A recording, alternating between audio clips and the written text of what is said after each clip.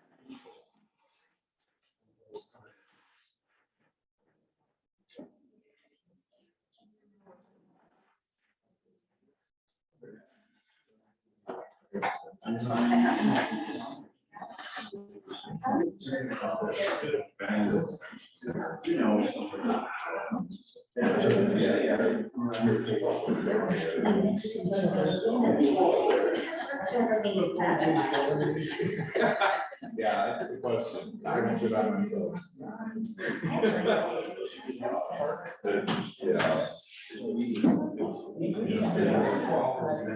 I could believe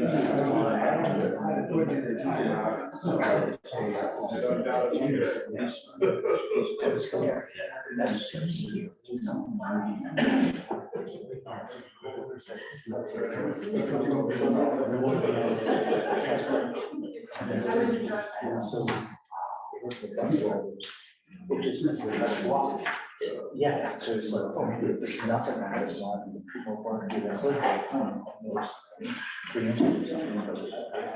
Okay, folks, we need to get started here, and as Daniel is where? Okay, we'll find Daniel because he knows the magic cue to call the meeting to order.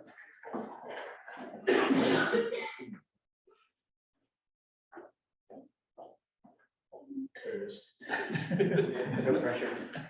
And so then we all agree that Daniel is the one that should finish the report in its entirety by tonight at 11:30. Great. Okay, well, the meeting, that's a one. The meeting's adjourned. Thank you all for coming. All right, good afternoon, everyone. And the recording has started. So today is the 8th meeting of Benton County Talks Trash. It is approximately 3:06 p.m. My name is Sammy Barati, and I am the facilitator. And Martin, are you driving the screen here to put up documents? If you could put up the agenda, I'll walk us through that. And what we'll start, what you're getting that up is just doing a quick roll. So if you just going around the room and you can give us your name and Millie will take your attendance. So we have Martin from the county. Daniel Reddick, Solid Waste Water Quality Coordinator with Benton County. Representative from SWAC and DSAC. Liz Irish, representative from Benton County Planning Commission. Russ Knocky with Republic Services. Sean Edmonds for Public Services. John Dual. And county citizen and board and state leaders. Catherine Duval, City of Corvallis. Christopher McMorgan, I'm a resident of Philomath and also on the Philomath City Council and also on the Philomath School Board. Welcome again. Mary Parmigiani, I'm a student at Corvallis High School. And Kira, resident of Corvallis. Brian May, Marion County. Sean McGuire, Sustainability Program in Benton County, BCTT. And I'm Amelia, I work for Sam. And in the back, please, start with you, Darren. Darren Nichols, Community Development Director for Benton County. Bill Gallagher, citizen. I'm Judy Lucker, working with legal subcommittee. Chris Workman, City Manager for the City of Philomath. Nancy Wise, Commissioner. Paul Nato, citizen. Greg Barrett, Deputy Director at Benton County Community Development. Anna Williams, planner, Benton County. Welcome. And members of the work group who are appearing via video, if you could unmute yourself and show us your smiling face and introduce yourself.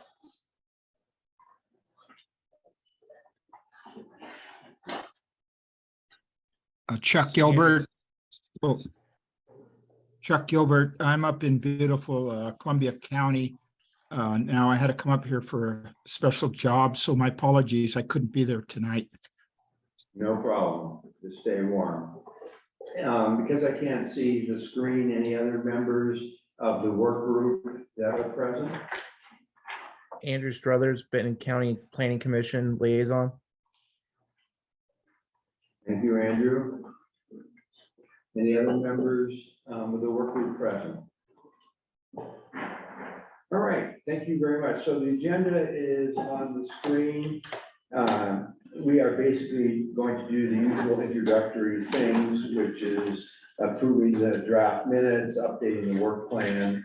We'll have the public comment period, and then we'll go over the key findings and recommendations in great detail, and then we will adjourn. So it's an aggressive agenda, but staff has done a darn good job of laying out the issues and framing up the issues, so we have an opportunity to efficiently review the documents ahead.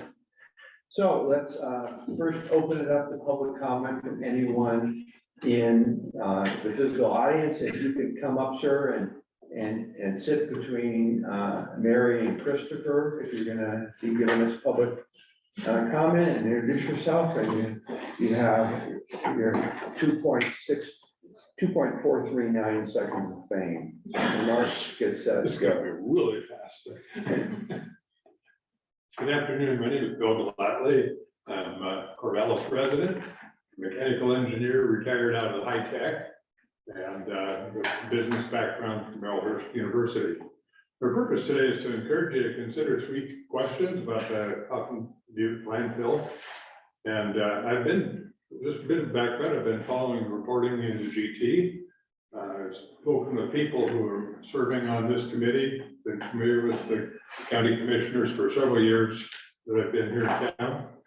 And I've also talked with people who are familiar with water treatment, and it's an area I've done a little bit of design consulting in, as well as talking to some soil scientists. So pretty broad background. But I also wanted to just let you know, I think that there's 3 areas that I think would benefit from a better public understanding. With a new conditional use permit being anticipated the next year or so, I ask you to consider these 3 questions, and each is followed with a couple of subpoints. So the first question is, has there been a supplier analysis asking questions with the freshness that you would imply if this site were a brand new startup? And for example, has the supplier been evaluated for competitiveness against other major competitors in the field, such as waste management? And how does suppliers stack up with other suppliers in quality, technology, and environmental compliance issues? Second, have you asked Republic to provide any technology roadmaps that would address long-term problems of water treatment or ways to drive recycling issues back to their suppliers?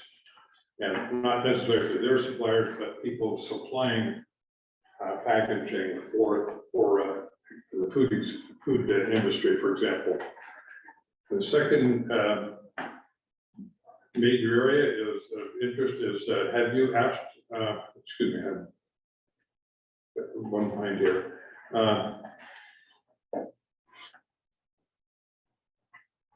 Who's going to jump to the third area? I think I've covered what I mean to say about technology.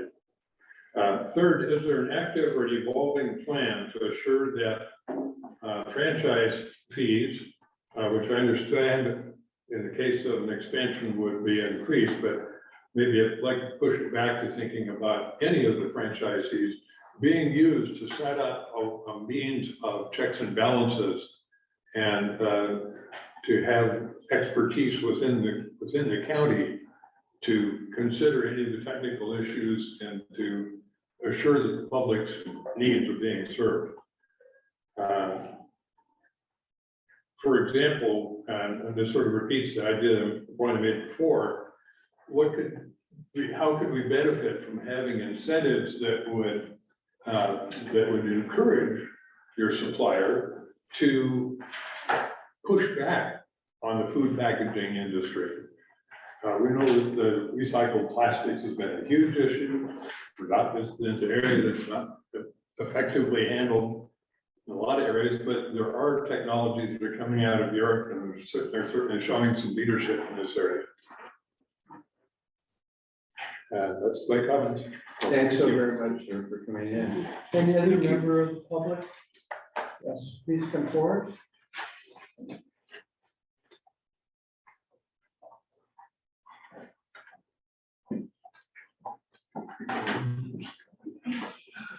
My name is Paul Feld. As most of you know, I'm a landfill neighbor and serve on the A1 subcommittee of this group. My remarks today are directed at Mr. Imparati, Mr. Nichols, and commissioners. I hereby resign from my volunteer position on the A1 subcommittee. The dismissal of my wife, Nancy Woodcomb, from the work group was conducted in a manner that constituted a public humiliation, clearly meant as a warning to anyone who might consider critiquing the process and methodology of the facilitator. Many of the concerns she identified in the initial phase of this effort have been validated. The time and effort wasted due to the early conflicting and uncertain direction, the scope of work facing this team, and the need for subcommittees to perform the detailed work required have all been realized. As was initially encouraged by the facilitator, Nancy honestly pointed out significant early process and procedural issues. The most pointed of these critiques were sent directly to the facilitator, not to the larger group, and were meant as honest, corrective feedback. The fact that the facilitator responded defensively and aggressively to this feedback is damning. In my experience in corporate negotiations, it's widely understood that the intermediary in such negotiations should be mature and level-headed, not overly sensitive to perceived challenges to their authority, and in particular, not defensive in response to valid, critical feedback. Nancy brought significant land use and community government experience to the work group, and it is at this juncture when the work group will need to evaluate the work of the subcommittees and craft the final report to our commissioners that her experience, knowledge, and insight would be most helpful.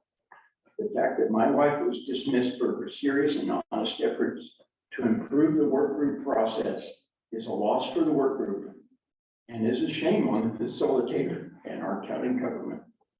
Finally, to all those of you serving on this work group and the subcommittees, as a landfill neighbor, I want to express my appreciation for your efforts to evaluate and address this challenge facing our county and our community. Thank you. Thank you. Any other member of the public? I didn't see that physically present. Yes, sir, come on up. I'll get the people on the screen after we do the people in the room. Thank you again. My name is Chris Workman. I'm the city manager for the city of Philomath. It's nice to sit on this side of the desk every once in a while. I don't get an opportunity to do that very often. But I'll just take a few moments. Appreciate all the work that you're doing. I want you to know that it's important work and let you know that there are a lot of people that, even though they're not here and filling this room, we're reading the newspaper articles, we're checking the website, we're looking at updates, and we're very anxious to see the report come out and to see the findings, and appreciate again all the work that's going into making those findings and those recommendations. So it's important. The other thing I wanted to add really is just the perspective from the city's standpoint. Republic Services has a franchise with the city of Philomath. They are an exclusive franchise. They're our only garbage hauler, waste hauler in Philomath, and have been a good partner to the city. And so, you know, in looking at the efforts that they're trying to make improvements to Coffin Butte, to expand Coffin Butte, and to continue to manage that facility in a responsible way, the from my perspective, the encouragement would just be for the county to continue to work with Republic Services that you have, to continue to see them as a partner in the plan going forward for waste management. The city, again, has a good relationship there, and I think that relationship can continue to go forward for years to come. And having Republic Services be a partner at the table, and to just appreciate this group allowing them to have a seat at this table and be involved in the conversations. I also just have a little bit of concern about the timing, the plan itself for waste materials. The report's going to come out, and there's going to be a lot of aspects to it, a lot of facets to it. There's going to be a lot of work that's going to be done still. And I think it would be to the county and specifically to the city's demise if we waited for that plan to completely enroll and completely get rolled out and to be completed before we were to make any decisions on the expansion of Falcon Butte. And so if that application is submitted, the encouragement would be for, again, Benton County to continue to work with and partner with Republic Services to find ways to mitigate the disadvantages and the challenges that come with any type of development, right? Regardless of the development, whether it be housing, commercial, industrial activity, or in this case, a landfill, there's going to be adverse impacts. And one of the most difficult things is to try to find a way to mitigate those adverse impacts, but try to get to a yes, right? When you've got a development that's going to benefit a large number of people in this case, you really want to try to find ways to mitigate the negatives. And that can be tricky. And much harder than just saying, no, we just don't like it, right? And again, that's not necessarily been the case that's happened here. I just want to put that caution out there. I think that there is a path forward and working with Republic Services. So we appreciate all the work they've done here, and I'll leave it at that. Look forward to seeing the rest of the work going forward. Thank you. Thank you. Last call for public comment from members in the room. Yes, I see the folks on the screen. So the order I have is Joel Geyer and Debbie Palmer. If I miss someone, please put your hand up so I can, it rises to the top of my screen. Take it away, Joel. Yeah, hi, my name is Joel Geyer. I'm a landfill neighbor and formerly a polling member of this group. I think most of you know me. I didn't know about Paul's plan to leave this group. I'm very sorry to see him leaving this group, and I would like to thank him for his very sincere efforts to try to make something good come out of this. But I had a couple of questions, and these are mainly for the development director, Darren Nichols, who I see is in the room, in relation to comments that he made to the Board of Commissioners on Tuesday. First question is, what did Director Nichols mean when he said that many important discussions are taking place behind the scenes?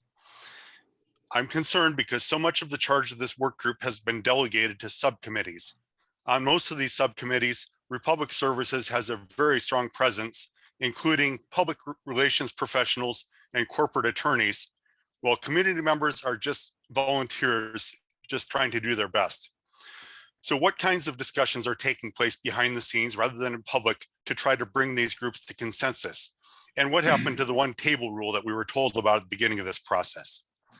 Second question, after initially being scheduled to wrap up December 15th with a quote celebration, the schedule was extended out to mid-March. Now it seems to be shifted again out to late April based on what we heard from the meeting on Tuesday.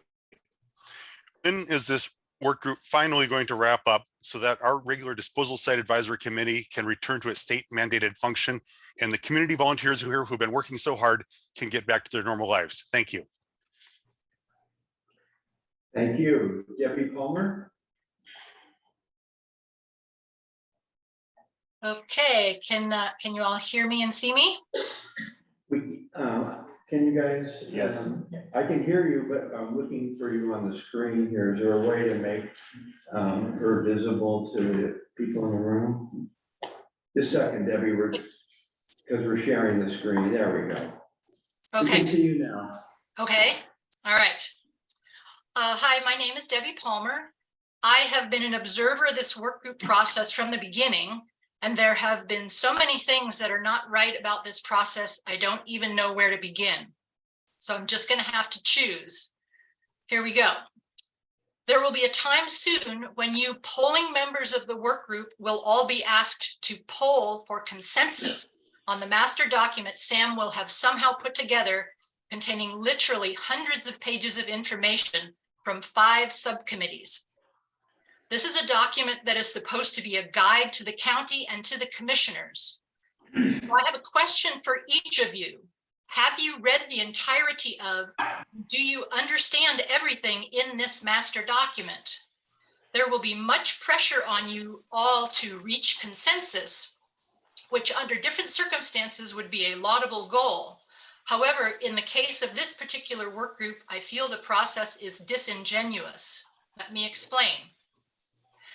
Sam has many times rambled at length and will likely do so again about voting, or excuse me, polling using a 1, 2, or 3 indicator, with 1 being agree, 2 being don't really agree but will tolerate, and 3 being do not agree with the contents of the master document. The imbalance lies in that answers of both 1 and 2 will ultimately be regarded by the commissioners as the group has come to consensus and they will delve no deeper. I do not know whether Sam will poll you guys on parts and pieces of the master document or only on the master document as a whole. But either way, if you do not understand the contents of the parts or the whole that you are being asked to poll on, you are fully within your rights to poll at a 3. There will likely be a lot of peer pressure to poll 1 or 2.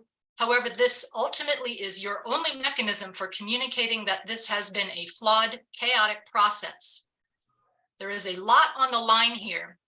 And if you find consensus on a suboptimal document, the only one who will benefit is your facilitator, Sam Imperati, but it will be the county that has lost out. Thank you. Thank you. Linda Brewer.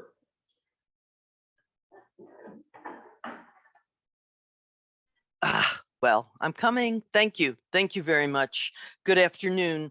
My name is Linda J. Brewer. I am a Soil Science Society of America certified professional soil scientist with 22 years experience in organic waste management science, education, and outreach. I served more than 10 years as a member of the Benton County Solid Waste Advisory Council. I have been a resident of Benton County for more than 35 years. I wish to make 5 points this afternoon. First, that a functioning waste management system is essential to maintaining civil order in Benton County or anywhere where humans aggregate. Number 2, Valley Landfills, Allied Waste, and Republic Services have been reliable working partners in waste management with Benton County government. Number 3, responsible landfill management in a climate such as ours requires knowledgeable, experienced management, which Valley Landfills, Allied Waste, and Republic Services have demonstrated over the years I have lived here. Number 4, Benton County citizens enjoy a preferential rate on trash services. The change to alternate landfilling scenarios would vastly increase our trash rates. These would be disfavored by service users and voters alike.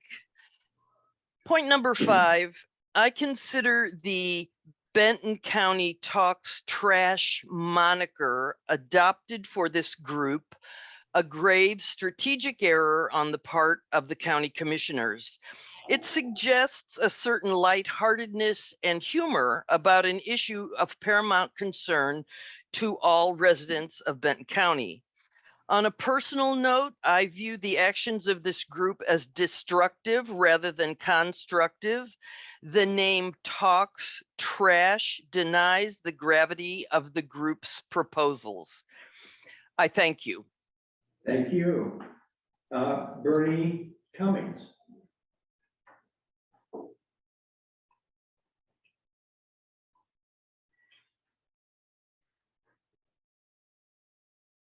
Sorry, thank you. I was having technical issues. My name's Bernie Cummings. I just wanted to say, I appreciate that everybody's finally coming together in this process to some extent, that, it feels like different groups are coming to the table, at the very least, that the county and Republic Services seem to be coming to the table. And I hope that moving forward, we'll be able to get more people coming to the table altogether so we can try and find a solution. I don't know what that solution may be in the future. I do think that, you know, we're not going to stop having trash anytime soon, but hopefully we can reach a consensus as we move forward in this process. That's all I had to say. Thanks. Thank you. Last call for anyone appearing through the website, the Zoom feature. Hearing none, this will close the public comment period. Thank you all. I also want to note that Audrey O'Brien of DEQ has joined us and is in attendance today. Thank you. Next up is approval of the minutes from our last meeting. You don't need to pull these up on the screen. Did anyone have any additions, corrections, subtractions to the meeting minutes from M7?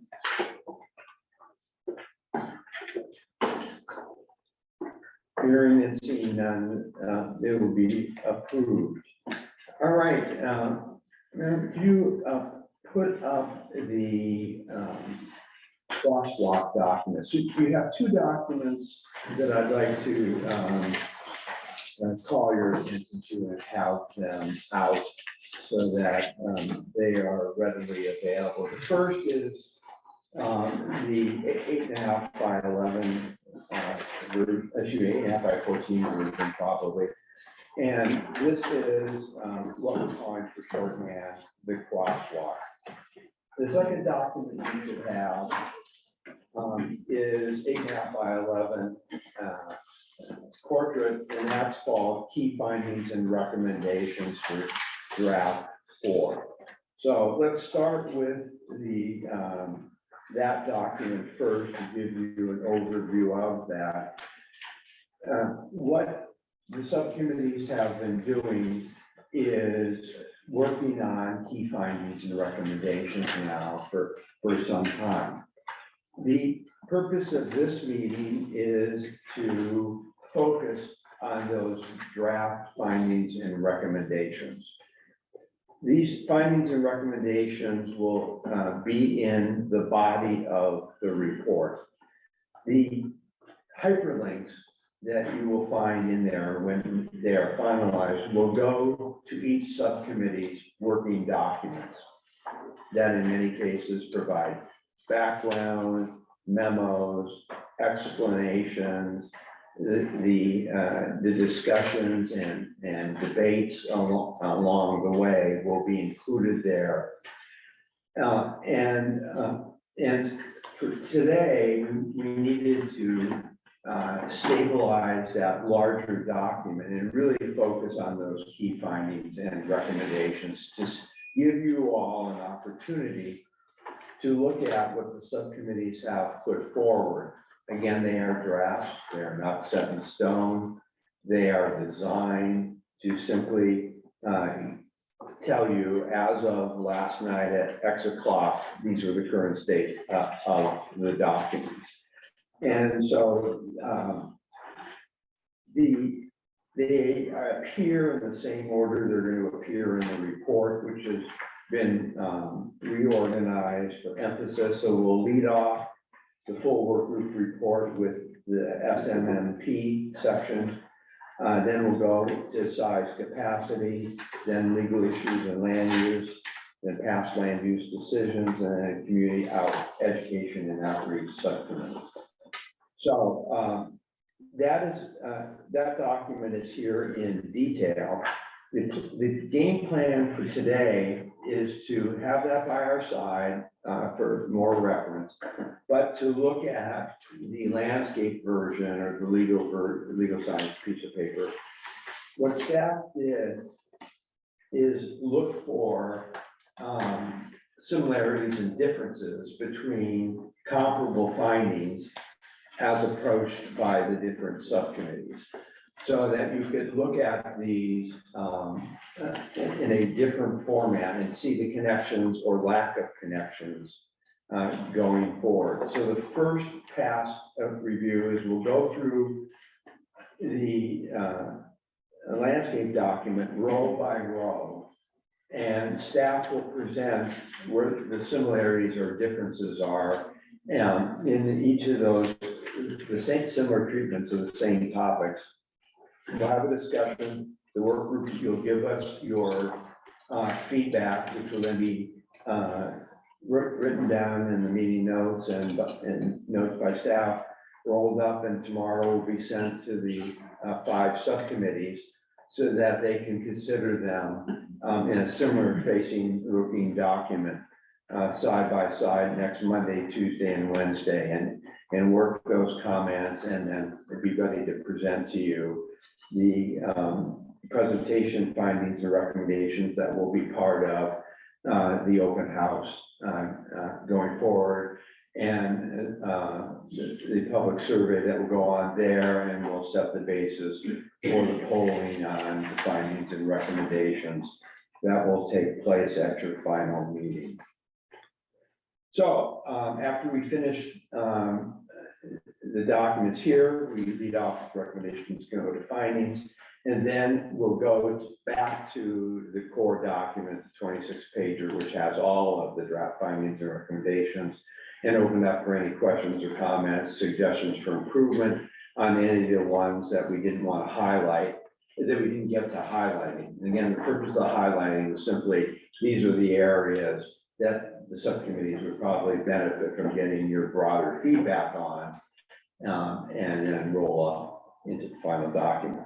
So any questions about that process, how we're gonna proceed through it? Here and now, let's just dive in. So the protocol is, we'll start with row 1. I'll ask the pre-volunteered staff member to just kind of set up the issue for you. And then we'll open up to questions, discussions, and more importantly, suggestions for improvement. So number 1, who's the staff person? That's me. Fire away. So row 1 is essentially 2 complementary findings that are more or less loosely related around the treatment of documents. The first finding from the landfill capacity subcommittee essentially recommends that SWAC review Coffin Butte annual report details. And those details, just call them out, includes intake volume, landfill traffic volume from municipal solid waste and leachate transport, expected landfill life or end of life, and the total remaining permitted space. And asks that they review those details and then submit the findings to the Board of Commissioners. The comparative finding from the CUP group is different, but essentially says that the documents that are associated with land use applications should be acquired and put into a land use file for that specific application. So they both relate to the treatment of documents, but aren't the same documents. So by way of quick background, going back to the assessment, one of the concerns that I heard from the folks I interviewed was that the information wasn't available in a timely fashion during the last CUP expansion process. And as we learned, as we went through getting together all of the documents to begin this process, that they were scattered in different parts of the county. In some cases, we had to go to DEQ and get records for them. And you will see when you have a chance to read the past CUP subcommittee's findings and recommendations, they've done an amazing job of taking roughly 50 years of history, organizing it, synthesizing it, and pulling out recommendations. This, while more mechanical, really is an advantage for going forward for both transparency purposes and archival history. So there's some institutional knowledge. Does any member of the work group have any suggestions or questions, or suggestions for improvement of the language. So we have Christopher, then Marge, if you could put your tents up so I remember to get you in order. Christopher.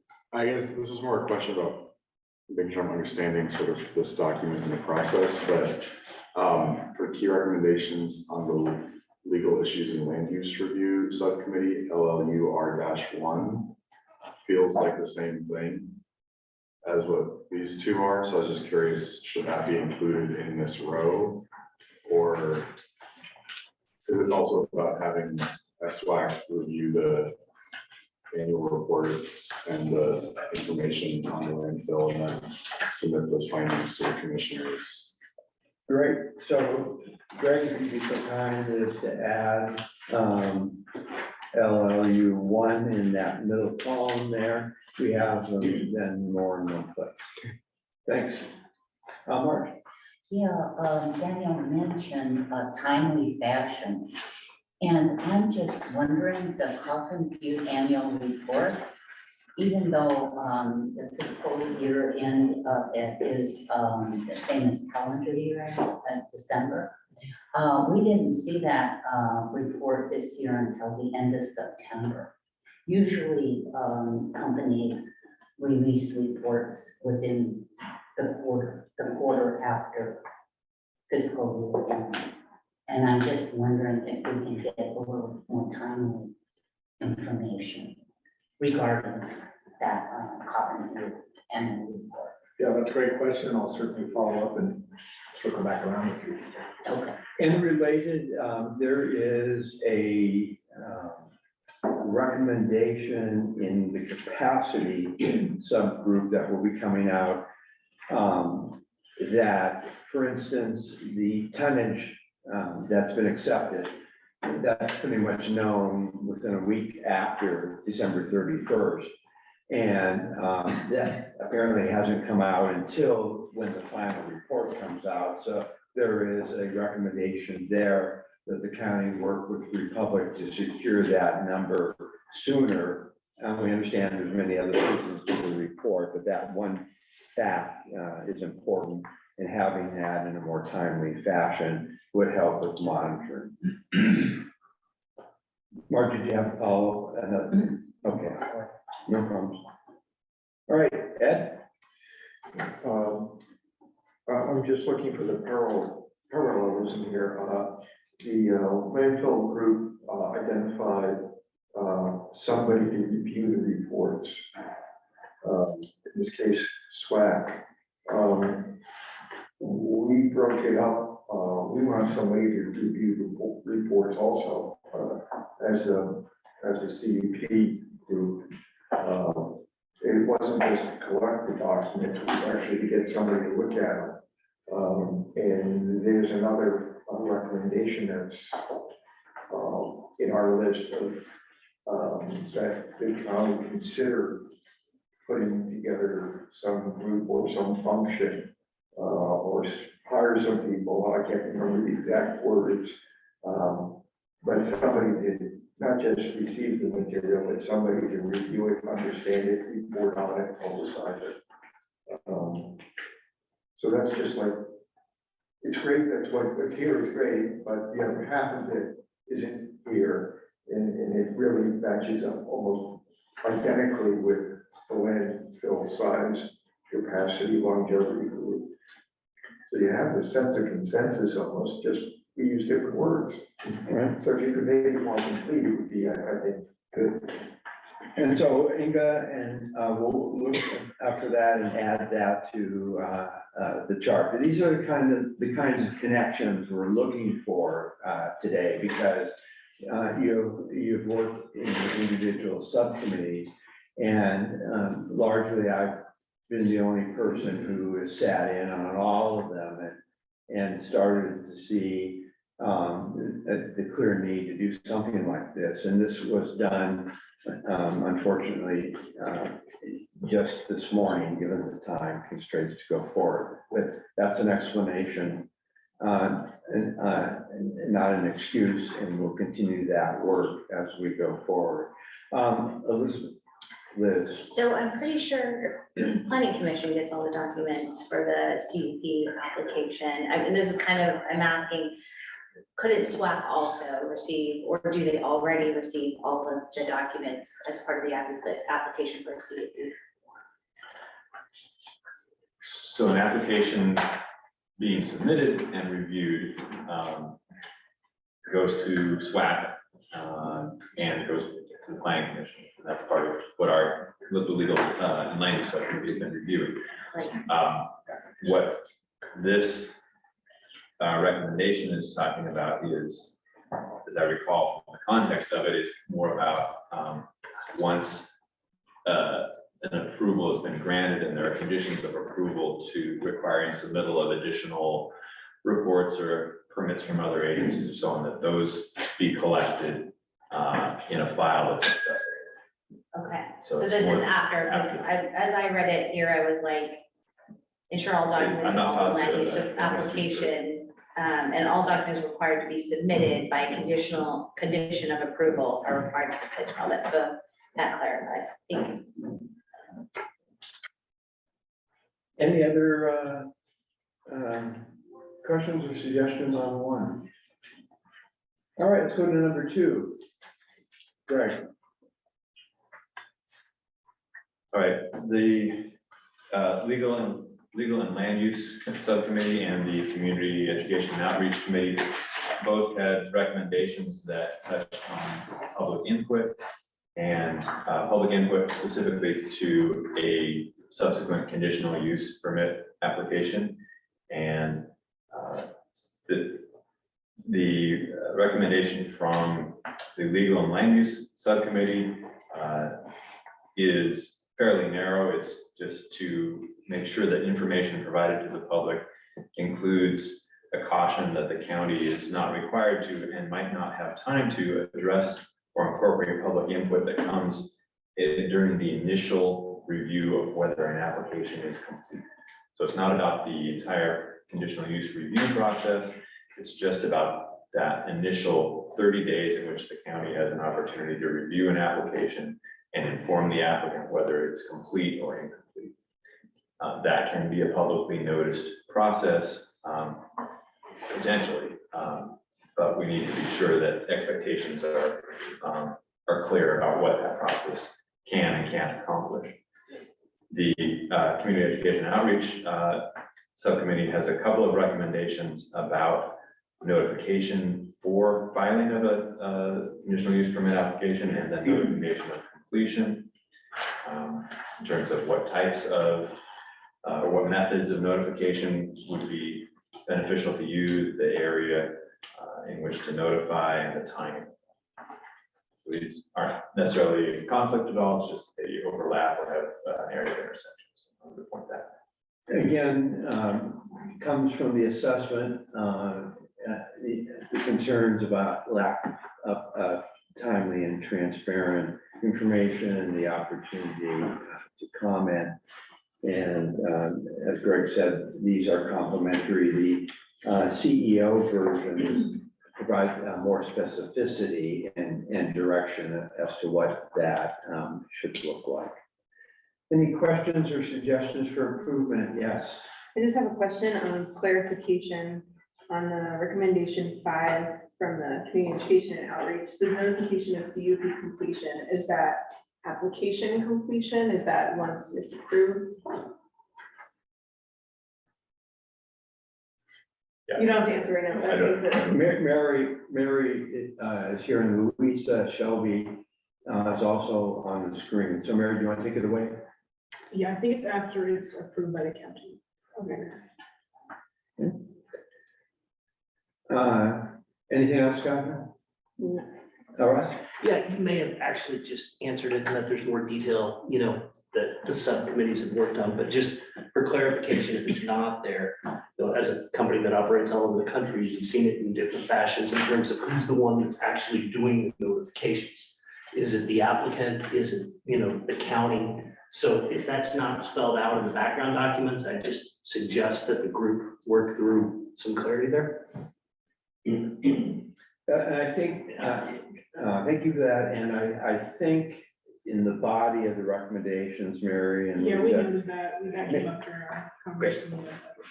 And that, it basically is recommending the county do this. Yeah. Okay. All right, number 3, excuse me. Oh, hey, Louisa. Hi. Well, so I have a question. So the recommendation LLUR5, so are we saying that we would put that into the, that would be part of the county's recommendation to do this, or for sure, or we're just reviewing it, right? So when we go to say our opinion about it, we could say we don't agree with this. I guess I'm just saying I don't like it. It's just So technically, this would be the legal issues and land use recommendation to the Board of County Commissioners that they do the text that is in the middle of the screen. right. So they would say Likewise, we can't, we might not notify enough people or everyone. We might not notify everyone. So this is the time, if you have a suggestion to make it more consistent with what you think would be the best approach, we're all ears. Okay, well, I don't know the exact wording, but I think it could be worded differently. To me, it doesn't sound, as a person that is a citizen of the county, very good public service just to say, oh, sorry, we might not be able to tell you about this because we just don't have enough time. Like, we need to say it. I mean, I think we should, the county should tell everyone that needs to know when they need to know, of course, but I don't work there, so. But I think it needs to be said in a way that is, doesn't make people feel like they're not being heard, is mostly what I would say. So is the concept, instead of saying if the county provides an opportunity, your preference would be the county should provide an opportunity, ... Make it more affirmative.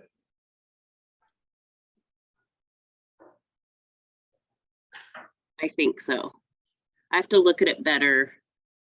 I'm gonna come there in a little bit so I can tell you more, but. Oh, okay. Well, take your time. But yeah, something, yeah, I'll read it and see, but I just think it should be a little more,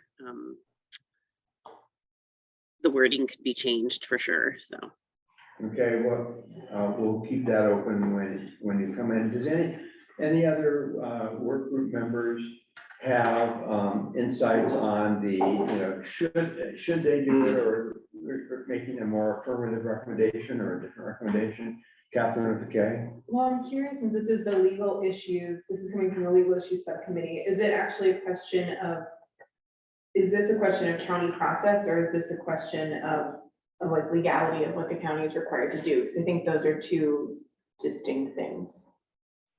And why don't you respond to that, Greg? Great question, great point. Yeah, one of the challenges that this subcommittee has is wearing two hats. One is what's the law, and the other is what's good land use practice, what's process that serves the community. And so the wording in this recommendation is, the question was put to the subcommittee: if the county does provide an opportunity for public input into the determination of application completeness, what could that look like? How could that be done in a legally appropriate way and a feasible, functional way? And so that's what's trying to be answered here, rather than saying how it should be done. Yeah. Okay.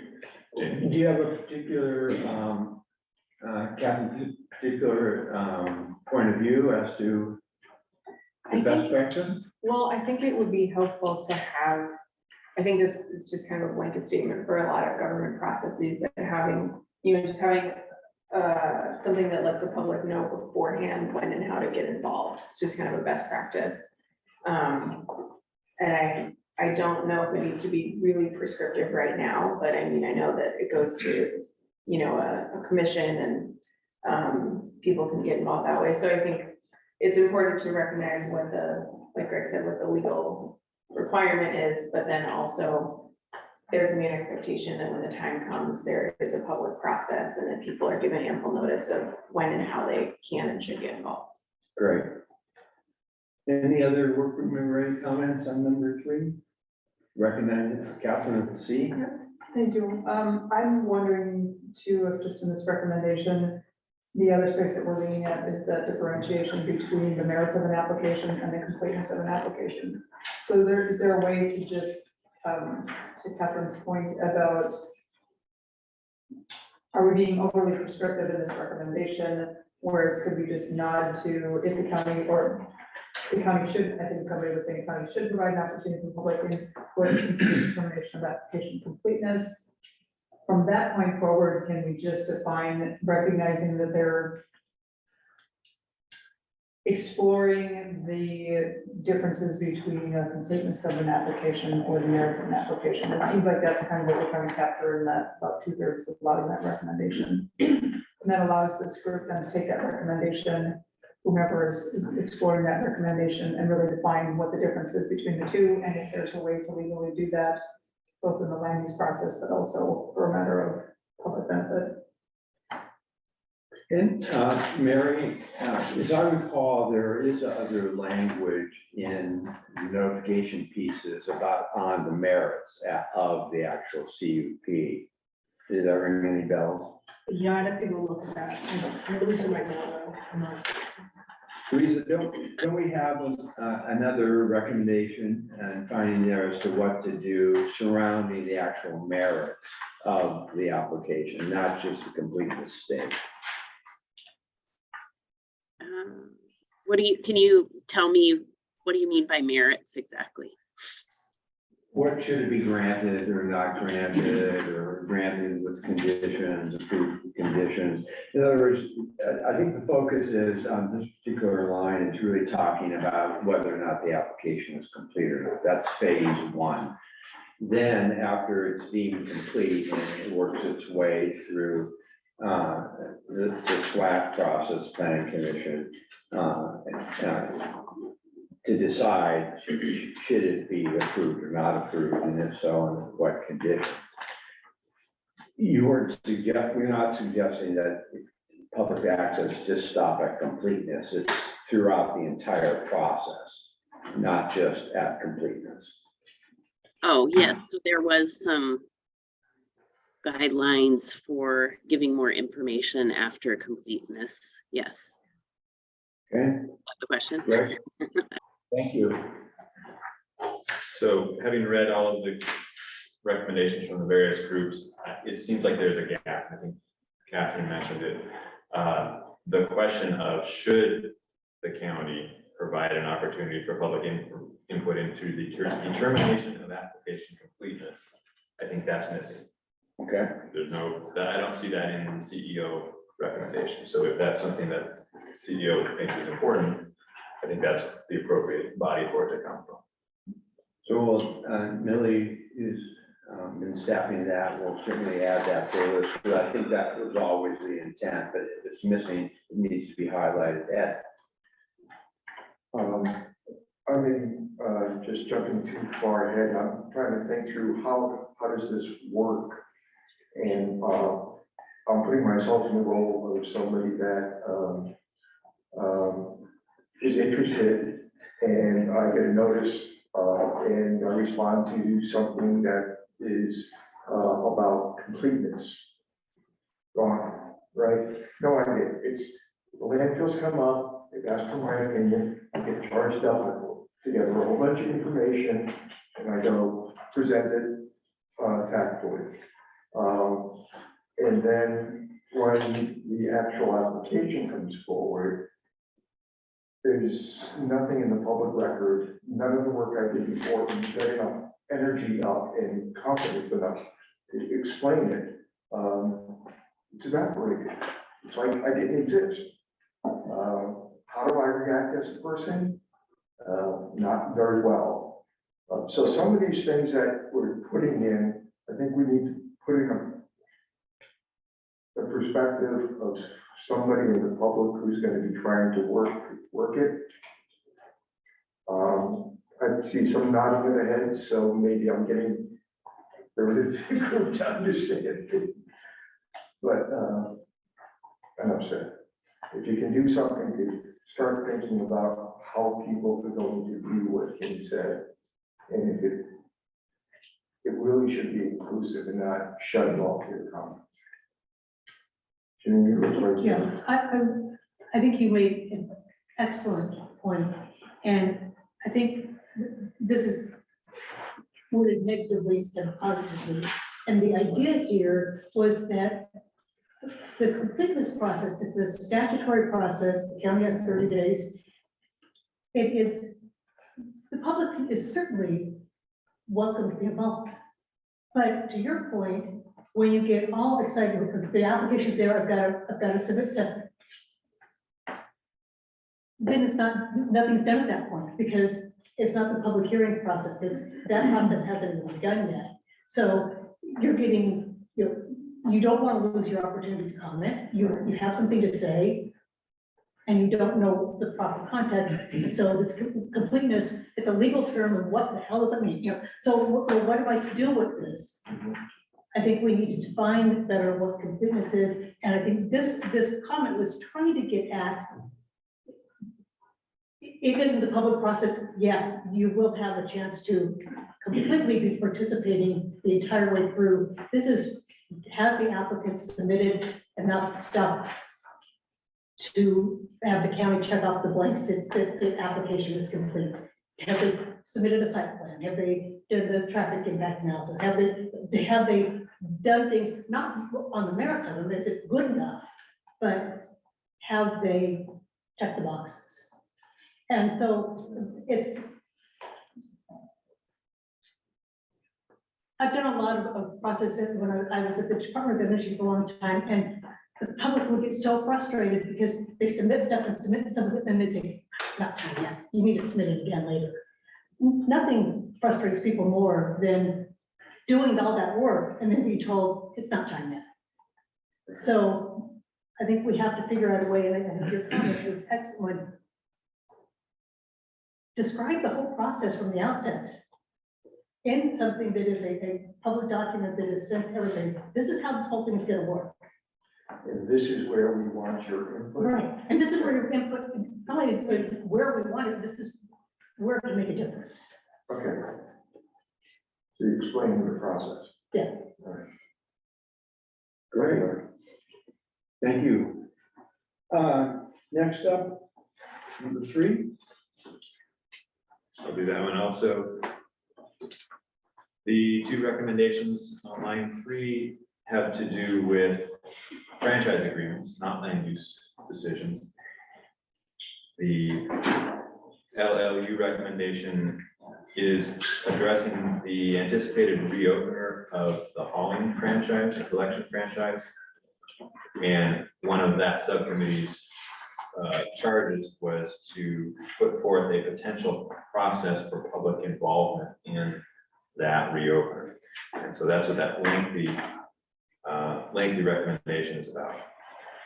The CEO, Community Education and Outreach Subcommittee's recommendation, R6, is about notifications for franchise agreements. And I think that's in general, any franchise agreements.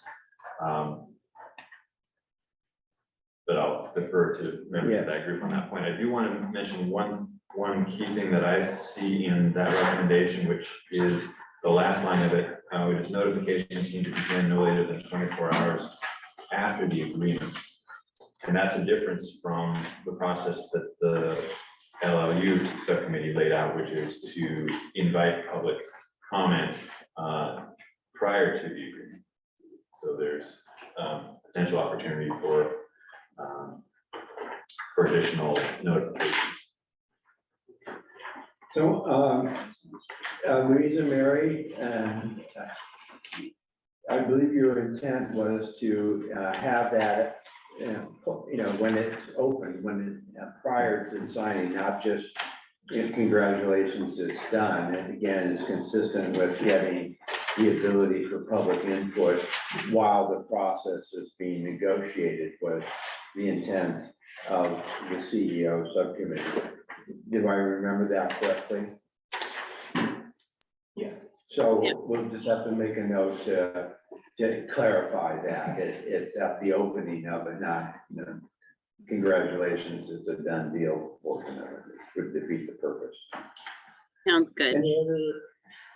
Go ahead, Louisa. Sounds good. Okay. Yes. Yeah, I'm just curious, it doesn't need to be answered now, but perhaps it could be answered in the future. Is this something that's specific to solid waste of the county? Or is this a procedural public involvement kind of thing that the county's contemplating for all services it might contract out? So the intent has been to apply it only to Waste Management, Inc. When they come to town and no one else. Alternatively, my attempt at humor having fallen flat, it is to make it clear that it's franchise agreements and wherever they might be, they could be any service whatsoever. And so not, these recommendations are going to apply to any similarly situated entity. I guess I'd suggest maybe the subcommittee could figure out a way to clarify that in the language a little bit, because given just this body's talking about trash, solid waste, whatever, to me, it seems like it's exclusive to that subject matter. We can make in the beginning of that, that portion of the report and the findings, making it clear that this is to cross franchise agreements, not just single out franchise for Republic. Yeah. I'm curious about what the current process is. Is there a requirement or expectation on how the franchise agreement negotiations are? I'm not an expert enough on it to comment. I don't know if you're. Yeah, I certainly don't have expertise across the board. Just the solid waste related franchise experience that we've seen so far has not included public input opportunities like this. So these recommendations are to, in fact, create. Christopher. This might be a little too in the weeds. I was just curious, I guess if we're doing all franchise agreements and if we're doing all like conditional use permits and we're required to notify the entire county every time there's any one of those. That feels like that's gonna add up, especially if we're sending a postcard to the entire county every time there's a franchise agreement or conditional use. Is the county paying for that? Because that's gonna be hundreds of thousands of dollars to send several postcards to every residence in the county multiple times. I guess it's just, maybe that's not our problem, it's more like an implementation problem, but just, that's a lot of taxpayer funds to spend on postcards. Good to know. All right, let's go on to the next page.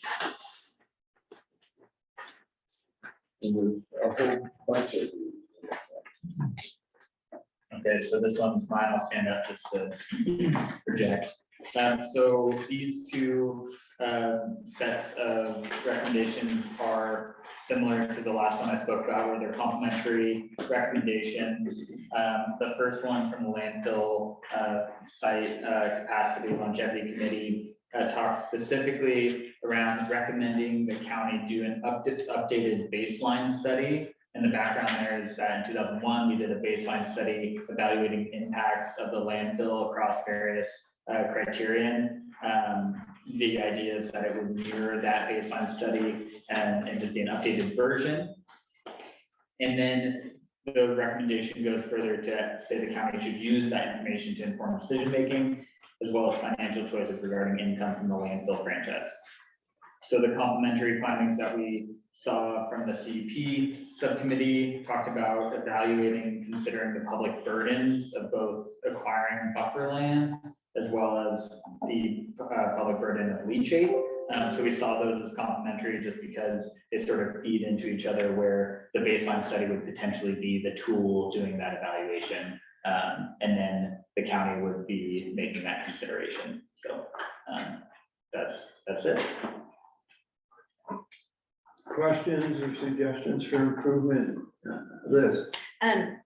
So the landfill capacity longevity group wants just an additional survey done, or they want regular surveys done, or each time an application is done? It was just in regards to this recommendation was just in regards to an update. So it wasn't talking about periodic or ongoing. It was just a one-time. Just a one-time update. Study, yeah. And then the past land use, or how often are you wanting updates on those impacts? Excuse me, which one are you referring to? CUP R9, R11. Is that regular ongoing impact studies? No, it wasn't intended to be that. Okay. It was just consider it when you're making decisions about the landfill. So it's in a sense continuous.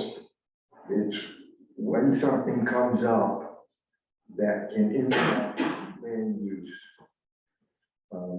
Find out what they all are and consider it. So if something over here works, if you move everybody away from it, well, that's a burden. So just consider it and see if it's consistent with what the 2040 version is supposed to be. And you can make it broader than that. So Can I help you understand a that? little bit, whose burden is that to do that study?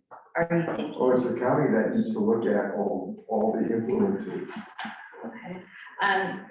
So as a planning commissioner, Mhm. when there's a conditional use permit that comes up, are you wanting the county as a group, as a planning commissioner, as staff to consider each CUP, paying for a study on each CUP that comes up?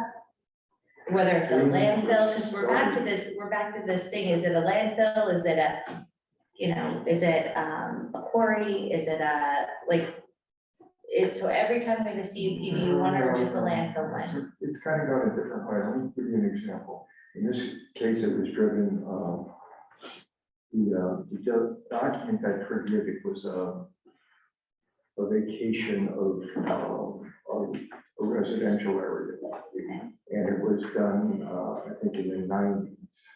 And it just says, take 600 acres and we're not going to call it residential right now. We're not going to say it's not residential. We're just going to take it out of this planning and we're going to reserve it. And then you look at a DEQ document a few years later, probably 7, 8 years later, and it says, it is under a certain kind of law. And it says, okay, you've got a contaminated site and you need to address this contamination. And here's the 6 things you're supposed to do to make this consistent with human health, protection of human health and the environment. And one of those things is continue to acquire land to move people away from sources of contamination. So you just need to understand that and put it in there that, well, if you've got a site that's contaminated and the contamination could be spreading, you may be impacting people and you may have to change the land use around it. Is that consistent with what you want the community to look like in 2040? Long-winded example, sorry.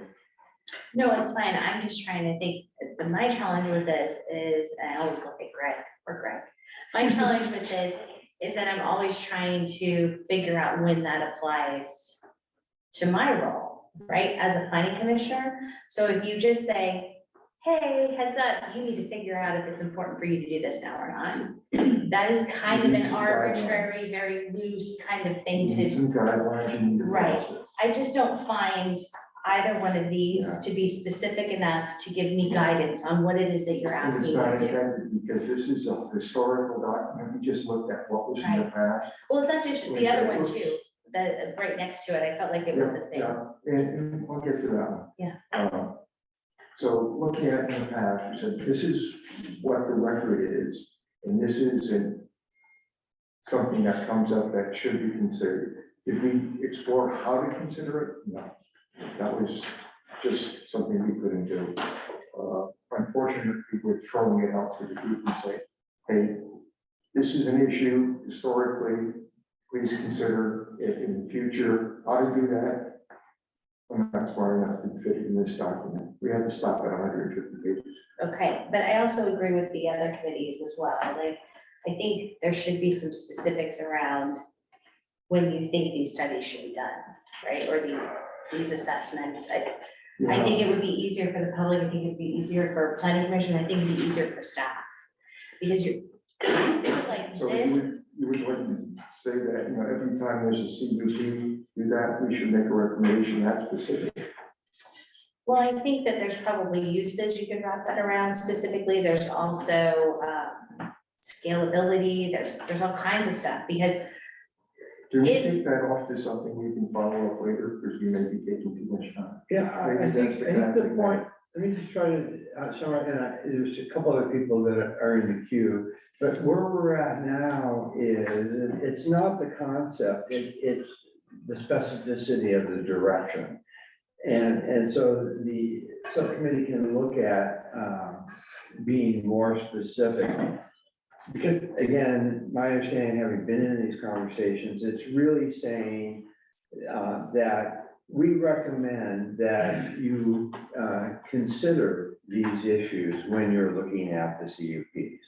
It may or may not be, each CUP is going to be different. It may not have these issues in it.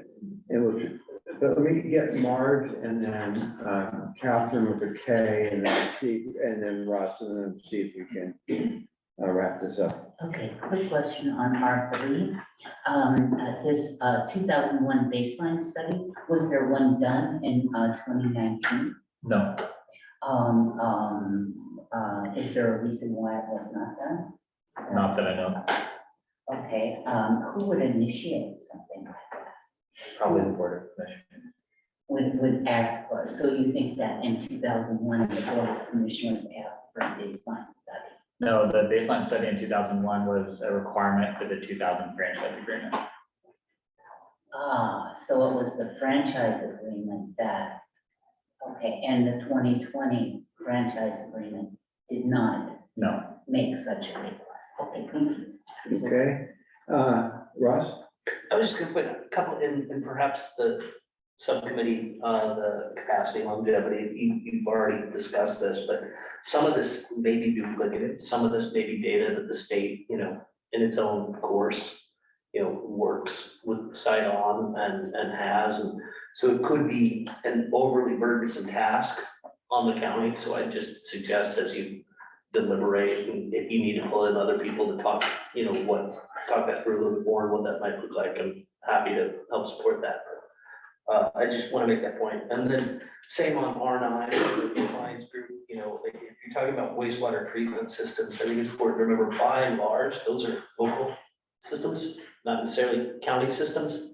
And so if you're talking about things that are really governed by localities, you might want that subcommittee to also contemplate in the next meeting, if this is a recommendation they want to put forward, how are you going to integrate those local jurisdictions into this?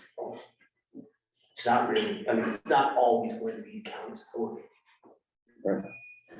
Catherine, okay. Yeah, I was wondering if maybe this, since we are just making recommendations for whatever group or organization is going to create the sustainable materials management plan, if this is something that should be just wrapped into that, maybe the R9 and the R11. I don't know if it's the right place for it, but if everyone feels like this is important information to have, maybe that should just be part of the plan as far as consideration. Dana, that's a great point to bring up with SMMP folks, that if they can consider adding those two recommendations to the scope of what the consultant would study, and she or they, maybe, clearly up to speed on this and understand the integrated nature of these and move us forward. Then I don't know, we don't have to get into the specifics right now of what that is, if we say we want to end up plan on an ongoing basis. Right, thank you. One other that maybe should be considered is emergency management. One of the recommendations we had was to both get together a multiple countywide, or valley-wide emergency response plan to situations that may occur that get beyond the control of what you can do after landfill. In the specific historical example, went back to 1999. Apparently there was a 22-hour fire that drew in resources from multiple counties to quell. You have expertise in meaning the public has expertise in how to fight the landfill fire, but at what stage do you need to bring in others, and what do they need to be trained ahead for, that kind of stuff? Sure. It's not uncommon for sites to have incident management plans. It's also not uncommon for, sites to have more comprehensive plans or processes where other first responder authorities are, part of that planning. And sometimes there's even, periodic rehearsals, if you will, kind of incident rehearsals. So I think it's a fair thought and something that if subcommittee wants to continue to deliberate on before, it's got some validity. Great. Let's go on to our friend, row 5. And I just had it.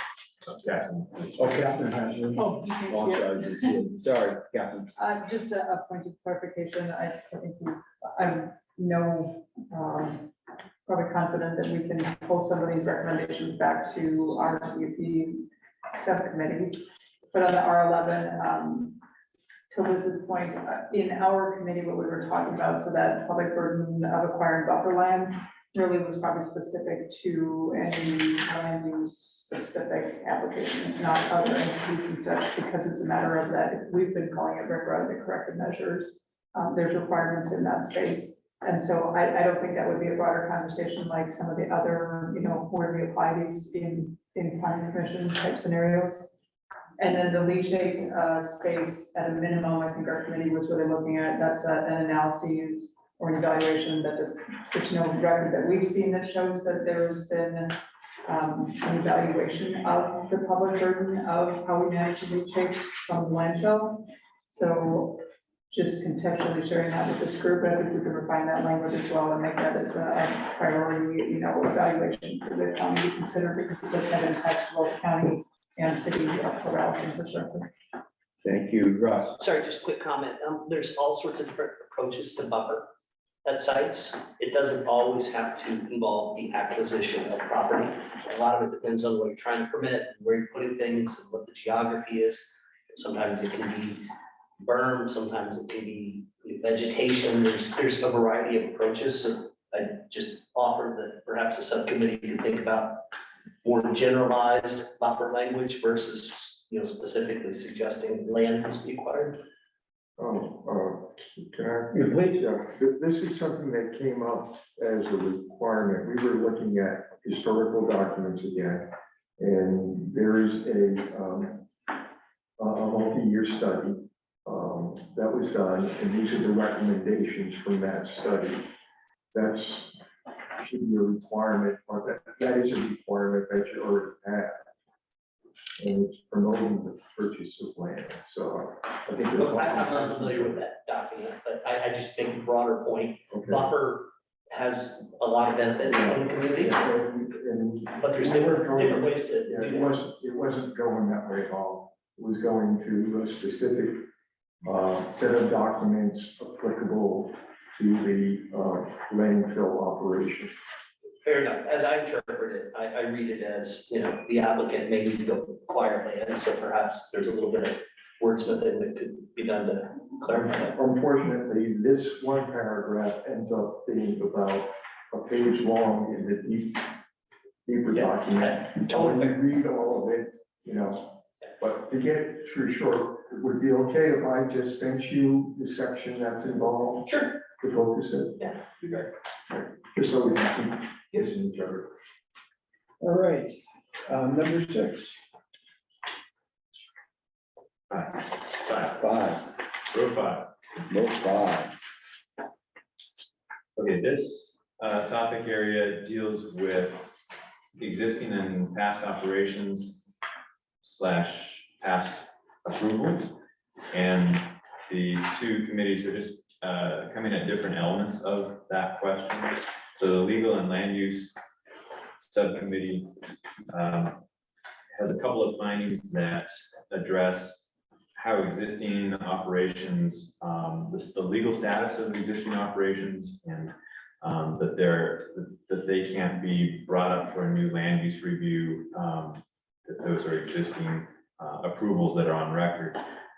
And in light of that, the committee created a recommendation around focusing or prioritizing on addressing topics that would be relevant to review of a new conditional use permit application, and the deprioritizing an in-depth evaluation of existing and past operating approvals. So that's one element. What the CUP or past approvals, past land use actions committee has brought up is that the county should actively monitor and enforce prior land use decision conditions of approval. And also, there's a specific land use approval or a couple of land use approvals that happened in 1983. And there's a question about the site plan and narrative that were included as conditions of approval. Were those regulatory conditions, meaning that the applicant is bound to follow and implement that site plan and narrative? And the recommendation is that that needs to be determined definitively, whether that site plan and narrative are regulatory in nature, that the applicant must continue to abide by and implement. So it's various points around the question of, around the topic of existing operations and past land use approvals. Okay, John. So are those two in conflict? Yeah, as I see, they seem contradictory. So one is like have they been in compliance? That's the second one. The first one is kind of like, let's disregard that. You can't do that anyway, so let's evaluate what's relevant. That's pretty ambiguous too. To this, what's relevant to this current CUP being proposed. Yeah, I'm not gonna speak for either. No, I know. I would just say that I think what you're pointing out is that there's nuance that gets maybe lost when things are boiled down, or it is pointing out, yeah, there's an area of potential disagreement. Well, I think we're gonna tag team this one. I think that was what you missed out. We were making eyes at each other. We're gonna tag team. That's a separate issue. Yeah. So when a conditional use permit comes in, it's about the conditional use permit. If we're talking about compliance on prior approvals, that's a regulatory following up separate process. It's not that they're in conflict of each other. They can act separately. They need to be acting separately. And I'm probably for legalese oversimplifying this, but I think that that's the best way to look at it. They're not saying, no, you can't look at anything. A CUP is just about the specificity of that piece of property, that conditional use permit, and the decision has to be made about that on that. If you have a problem with whether or not for public services or Valley Landfill or Joe Blow Smith down the road is doing what they're supposed to be doing, what they said they would do, or what the conditions of the permit were on another approval, that is a whole different, separate, existing issue, whether it's the landfill or your neighbor. And that is, I think that's what we were trying to hit on here. Okay, So why don't you go ahead? Okay, so what I'm And going please to add is that reintroduce yourself to the group I'm Ginny Lucker, and I've been working with legal and land use subcommittee. as a subcontractor to me Yes. for an independent look at the legal issues, not as an advocate for. Not as an advocate for anything. Except for clear fraud. So when I look at these, it's like, these are talking about completely two different issues. One is, as Liz just said, the legal land use subcommittee was looking at, when you've got a land use application, you're looking at the land use application that's in front of you, and other approved land use permits cannot be brought into that. There was a comment in one of our earlier versions saying couldn't be collaterally attacked, which is a real legalese term. And unfortunately, Greg caught that and changed it into, you cannot revisit that. That is a land use decision that has been approved.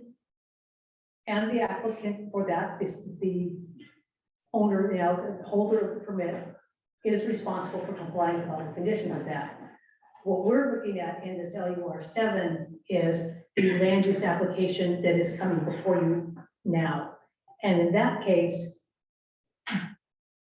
prior compliance, what we said should be prioritized, that cannot come into the evaluation. Now, there's a whole lot of nuance that goes with that is in subsequent recommendations. On the other hand, what the CUP committee was looking at is enforcement. It's once you have your conditional use permit, you're responsible for complying with all that. So I don't see that it's in conflict as in talking about two completely different processes. And I think in the enforcement context, the CUP R1 and R4, the past compliance should be prioritized. That is the only priority. So I'm not sure these even belong together in terms of crosswalk, because they're talking about completely different things. So clearly, there's a need to have more context, but I want to get Ed and then. I think you just hit it. I think they don't belong on the same line. Right. They're not in the same road. They're not talking about the same kinds of things. So, Could I just respond to that real quickly? I agree, and I think it was, the reason we put them on the same row is because this conversation needed to happen so that people could see and understand. Oh, in some ways these are related, but in a very fundamental way they're different. so here's my blunt approach analysis to this. I think there are some folks that believe when the next Republic expansion CUP is filed, that the Planning Commission and the Board of Commissioners should be able to say, we're denying this one because you have not been in compliance on the one north of the, and this discussion was teed up in the two subcommittees to make that distinction as a practical. So there's questions out there that we're trying to answer with this. Ed, Try to put this in context. We weren't looking at a future action. We were looking at the historical documents, and where particularly CUP R4 came up was a debate over whether we should be looking at some documents. Because the files were structured that said, okay, here are the conditions of the of this 1983 approval. And they were simple direct conditions like finish the narrative, provide this, provide that, very mechanical type activities. And we said, okay, what's that was provided? And when you go into what was submitted, it's like, okay, the terraces should be 12 feet wide, the slope should be 3%. This should be ready to, when you're done, it should be available for grazing, farming. Very, very specific engineering conditions. So when we looked at it, we said, okay, it doesn't really apply that you have to do it right now, but it really sets public expectations. People were still around from 50 years ago, that everybody agreed this is what it's going to be when you're done. Okay. It was really intended to get at, some folks said, well, you can't look at those supporting documents. You can only look at the part of the decision that says a narrative is to be provided, not that you can look at the narrative. And that's, and however, everybody in shorthand, it didn't sit well. You're doing a great job. Because it sets, it should have, it may have set public expectations for what the conditions of this property will be when they're done with it. And you say, okay, fine, it's 50 years ago, it makes no difference. And then you start looking at current documents that say, financial assurance documents that are based on what is the property going to look like at the end of their operation.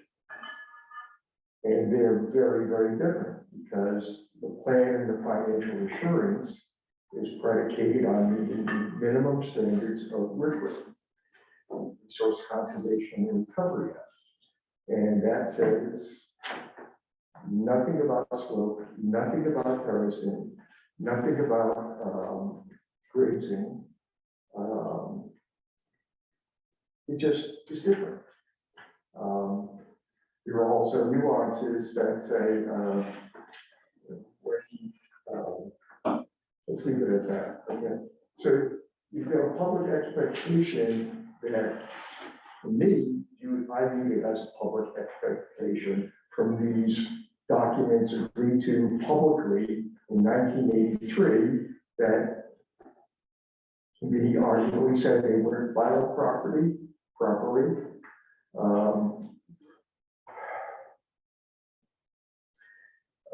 But that created a set of expectations that I don't think the current documents say are enforceable. Because you've got, I don't know how many financial statements assurances have been applied in the last 50 years, but there may be a long history of these that say, hey, we're just doing the minimum river standards. And it's got nothing to do with what was committed to the public before. So that may be not an issue right here, but a public relations problem the county has to address. And I don't know where to put that thing. Well, we'll see if we can do that next Monday or Tuesday. All right, what's next? Who's up? Number 6. So number 6 is regarding code compliance or just compliance with and compliance and monitoring of conditions of approval. The land use legal issues subcommittee and the past land use committee both agree that our system of evaluating and monitoring past land use conditions should be looked at and reviewed and updated and made more transparent to the public. So the land use committee, the legal committee says that we should enforce, or we could ask some questions, what mechanisms exist? Are there issues with private rights? What is missing with our current code compliance? And because the county does have a code compliance, but it is not currently very active. And the past land use committee has shown that there are some conditions that may or may not have been complied with, and There may have or may not have been complaints made, but there's no system that has tracked those complaints or any resolution to those complaints. So the past land use committee has said that we should actively monitor and enforce conditions of approval and not just wait, but proactively enforce that instead of waiting for someone to make a complaint.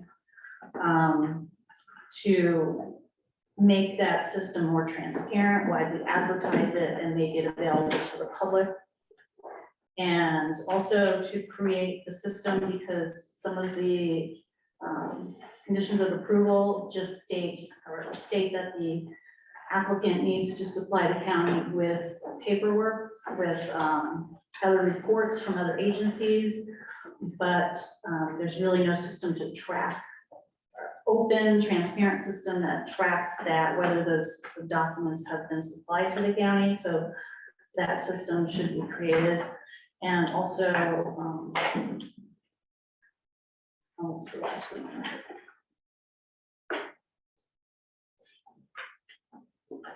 Also make this applicable to all facilities in the county that create some environmental burden on the public system. John? Because mandamus action, sort of private right of action, I guess they're both the same thing.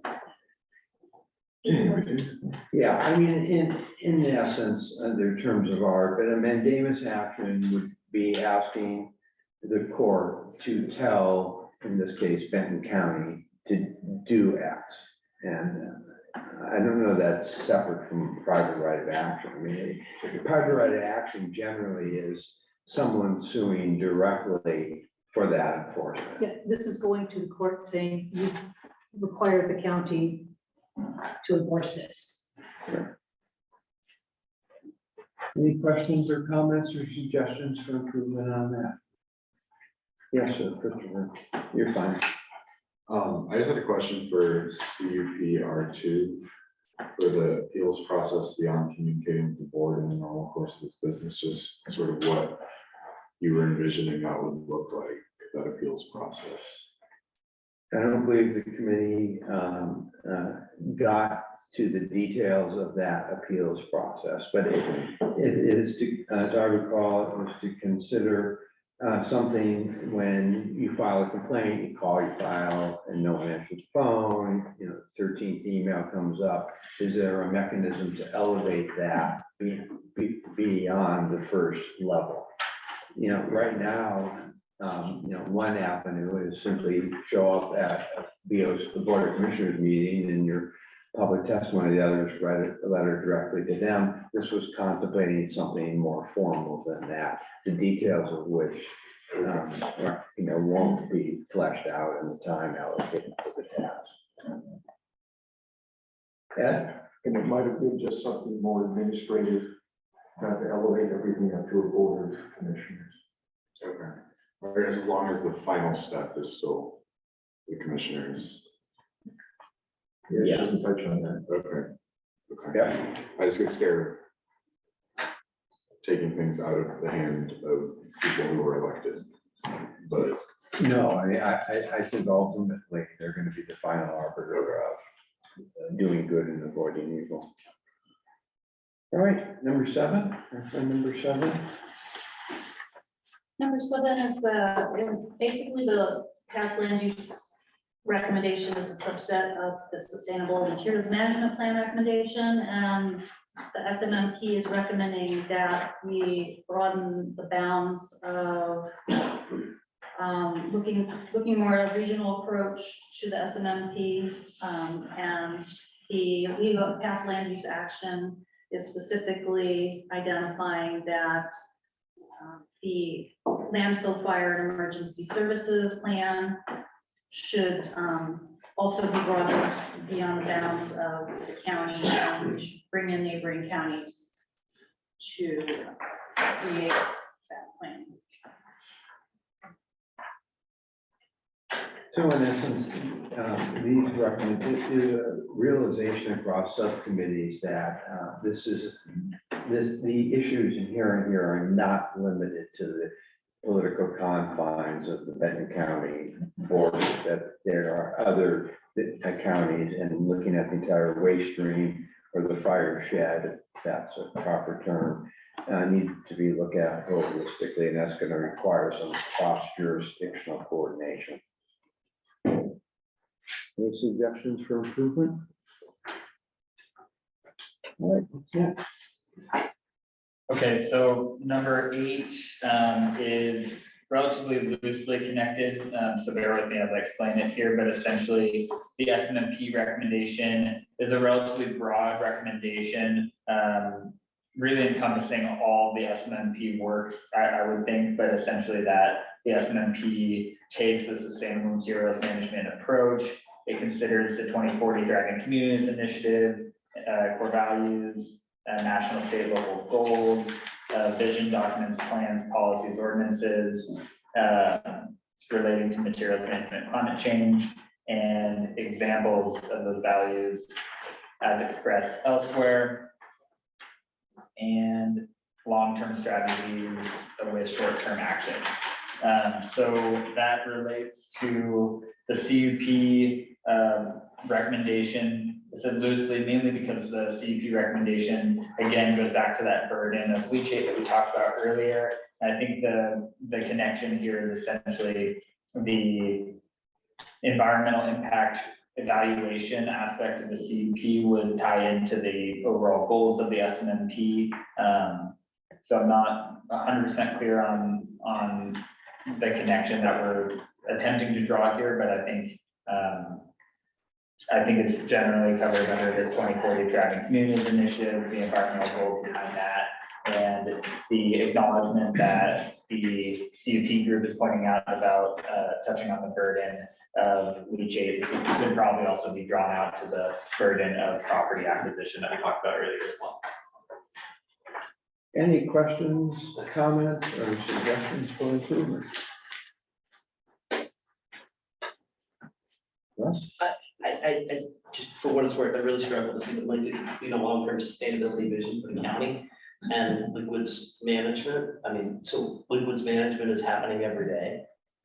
And it does involve a number of local jurisdictions, much more so arguably than the county. I think it's a very good thing that the community wants to contemplate diversion and whatever the path may be to less solid waste in the future. But I just, for what it's worth, would suggest those are very different items, and perhaps the discussion about leachate could live somewhere else in this crosswalk.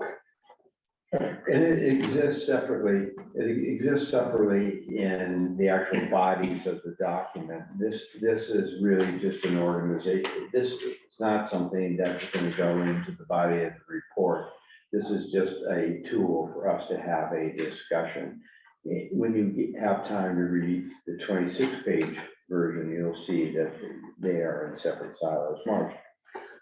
I think they're connected in the sense that leachate is a particular issue that's going to be with us long after Republic Services closes Coffin View landfill. It's a particularly striking thing that will be with us perhaps not in perpetuity, but for a very long time. And so that is those are the kind of issues that we hope the SMMP will begin to consider very seriously. Great. Ed? In a way, they're separate in the context that you were looking at it from historical, which is an operation of the landfill. But in the future, what's different is banning PFAS.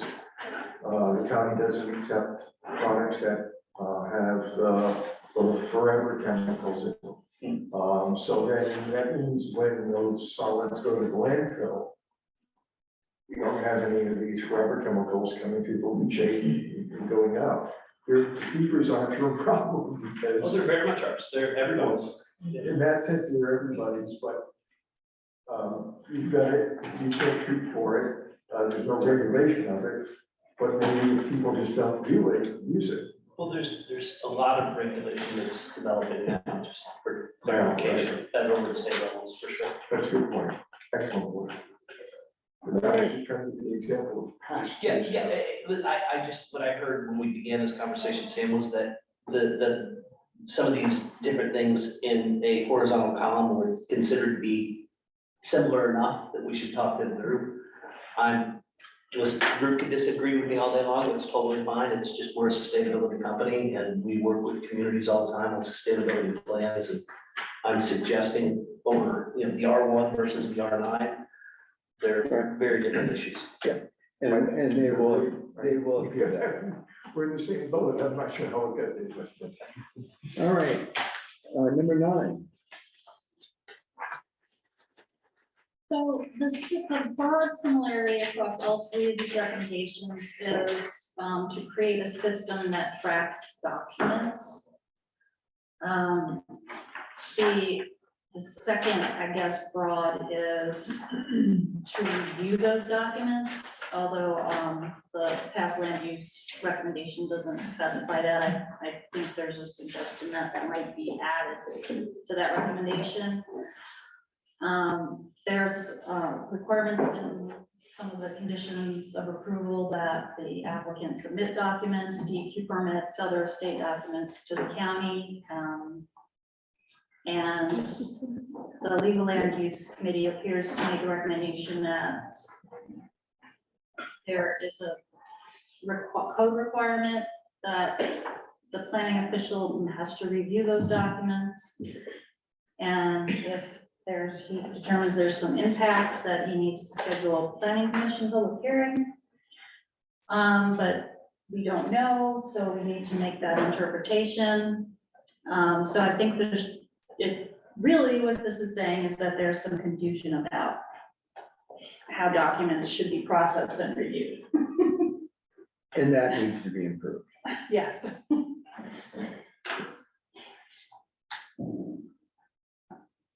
Any questions or suggestions for improvement? All right, let's go to 10. Number 10 has to do with the relative roles of the county and DEQ in particular. The various recommendations in that row don't necessarily conflict. They're just they're different elements of that question. So the CUP R7 recommends clarifying the intersecting role between the county and DEQ. LLU F19 does some of that. It clarifies a little bit about is there a potential role for the county in looking at a particular parameter that DEQ regulates? Because in general, DEQ has its purview and the county has its purview. And in general, they don't overlap, but is there a potential instance where those two could overlap, where the county could look at the same parameter that DEQ is looking at? So that is addressed in more detail in that F19.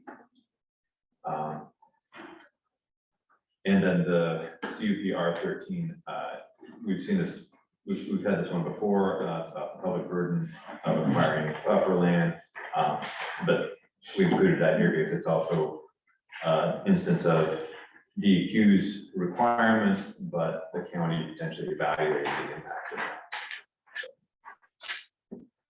Ed, the R7, the intersecting goals, we struggled with how to describe that. How many different words do we have, Catherine? Okay. And we're still gonna work on that, because we understand, DEQ has a certain level of our jurisdictions, and the county has jurisdictions. And by the example of the intersection, was on a CUP, stage expansion, 2021 expansion. So that the DEQ has said, before I be still on, I think it was her predecessor said that the DEQ doesn't look at a permit from the applicant from Republic until after the county says the CUP is ready. And it became a question of, well, if there are conditions that the county has imposed in the CUP, like screening, not an issue for DEQ, but it's a county issue.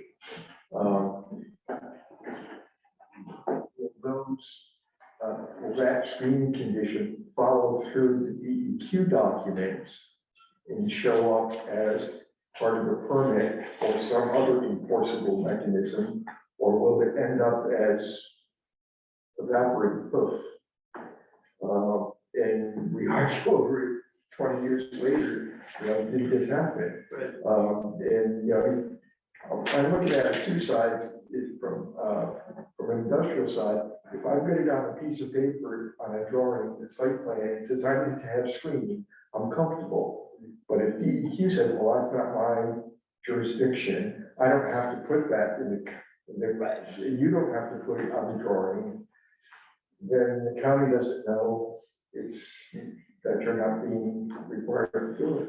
Sure, so I think based on experience, DEQ is gonna, follow their path, and they're gonna stick to what they review, and that's gonna be the criteria for their decision making. I think something, probably better word than ancillary, but lack of a better term for now, something ancillary that's important to county that may not fall within that DEQ lane. I suggest seen it in other places where counties will approach it in all sorts of different ways. Sometimes it's commissioners saying, at a point of approval, we expect you to come back in a year and give us an update on this, or we want a written, report on whatever cadence or interim, or we're gonna assign this to this particular body to follow up on. You applicant as part of this, are expected to follow through. So super generalized response finding, but there are different ways that the county can go about it, independent of just these two respective paths. And we just didn't know what those paths were. Sure. Again, we're looking at historical things and saying, gee, if you take that experience and the next one's coming up, there's some potential for misunderstanding. And I'd like to believe that it doesn't always have to be shall, right? It doesn't always have to be mandatory. If you've got good cooperative partners, it's understood that it's relevant. Why wouldn't we want to figure out a way to work with a partner? I don't think there's, Yep. I'm just saying, how did this happen? For sure. No, totally fair. I'm just suggesting there are perhaps a couple different ways to go about it. I'm not pretending to speak for DEQ, but my bet would be that they're just going to stick to their plan. So, Audrey, I do want to give you an opportunity because your acronym is being used here, so. You can speak to it. Thank you.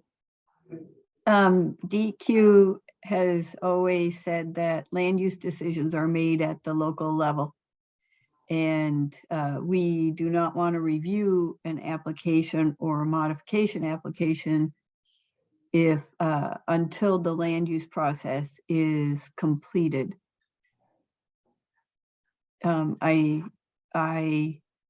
don't know how to address the concern or the comment about the line between environmental and land use. We would look at the environmental side of what is needed to approve an expansion of a site development plan, for example, or design criteria, or we would look at that under our statute and regulations that apply for landfills. So let me try to frame this. I'm going to ask Jenny to explain this.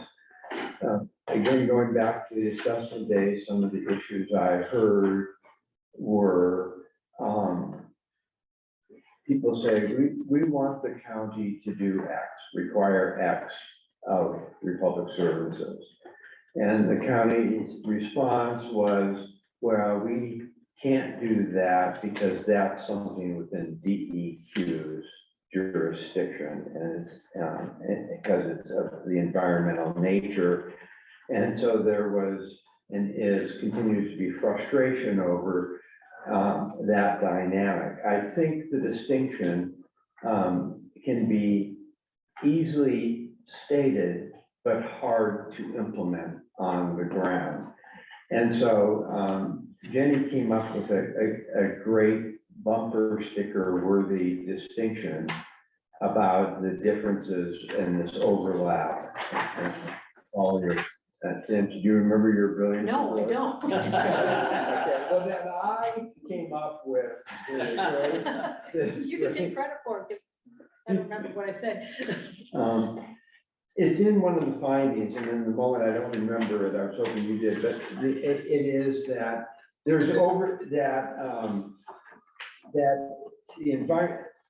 environmental issue, while it is within the jurisdiction of DEQ, can impact one of the three criterion, and therefore be land use fixable or I'm not sure addressable. that's bumper sticker worthy, but. Yeah, okay. It would be hard to put on a bumper sticker. Yeah, just a line. You have to have a van. Okay. But that's the distinction, that there is, the Venn diagrams are in fact process. The mere statement that, oh, it's environmental, therefore the county can't touch it, is not literally true. It's saying that environmental issues, and these are general statements, are within the jurisdiction of DEQ. However, some of those impacts that are coming could also impact the character of the area and what have you. Is that fair? That's exactly right, yes. Okay. Audrey? Yeah, so one thing that I keep hearing is going back and looking at what was approved in the past and whether that was in compliance with requirements at the time or with current requirements. And I think that has been something that's been very hard for DEQ to assist with, because our files from the past haven't been that great. And what we have been trying to focus on is what is currently approved, what are the current land use documents that are in place, and how do we focus on what DEQ has approved currently, and then what would we look at for future changes. And so it's been very hard for DEQ to say, well, it's not something that's easy for DEQ to go back and look at what was in compliance or not in compliance. For example, with people that were doing the work at DEQ prior to me working at DEQ. So what we have been trying to focus on is what are the current approved documents that DEQ is relying on for compliance with the DEQ permits, DEQ plans that have been approved, and how do we focus on those rather than trying to go back and look at what might have been missed in the past. And so I know that has been frustrating, particularly with the CUP work group, trying to identify what DEQ files might have that could lend to, did DEQ miss something in the past from a compliance standpoint? And then did the county miss something in the past from a compliance standpoint? And that's just been very hard for DEQ to provide a lot more on. And I don't know if that's helpful or not for all of the work groups and where they're at right now. But it's been. Thank you. This is a very important process note. Darren, where's dinner? Is it out there, or are we ready to go? It is. Can you check and see? That might be your highest and best use. Bada bing, bada boom. There it is. There's dinner? Yeah. All right, so we are going to break and come back promptly at 5:30. So I mark the check break. Thank you.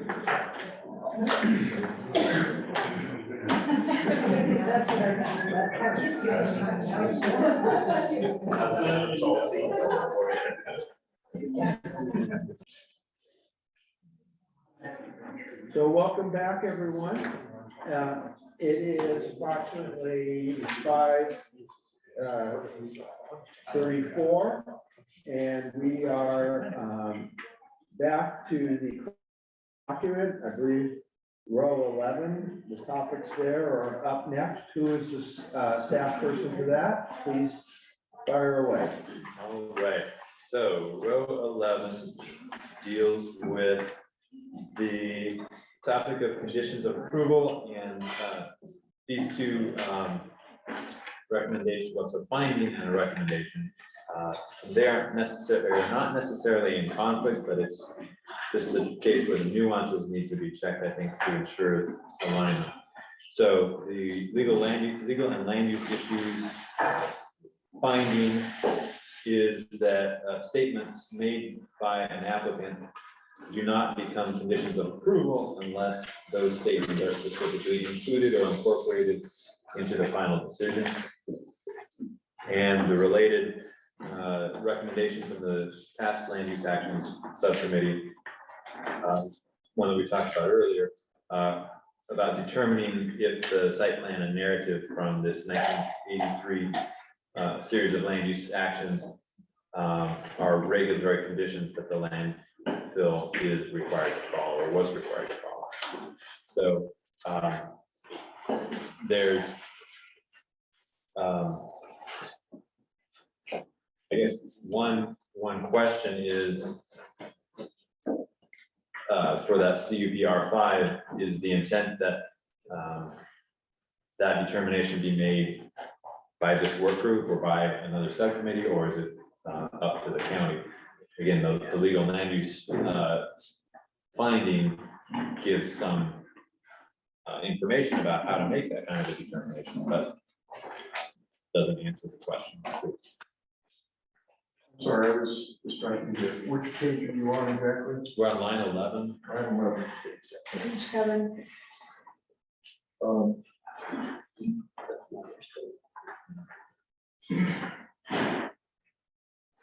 Yeah. You want to, I'll take it. Is it okay if I answer that? This was really, again, looking at historical documents and trying to understand what was written and what somebody contemporaneously could understand. And there was a lot of discussion in the county said up front that these are probably not enforceable just because it's only saying a directive to the applicant, go do something. And I said, okay, but what's the go do something? And when you look at the documents supplied by the applicant, they were very specific in the design of the landfill, the final uses, like determining it to farmland. The slope should be terraced. There should be screened from public view. So you take these 5 lines of like 3 words each that were the conditions, and you see that, oh my gosh, there's 64 pages of description backing this up that I could build this from. So that's a way that a publicly executed process collected what the community wanted to see documented.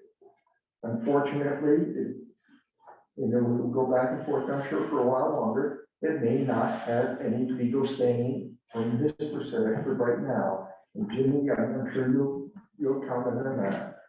But it does build an expectation, and you see, okay, this is what the community thought they were getting in 1983, and well, maybe they are getting it.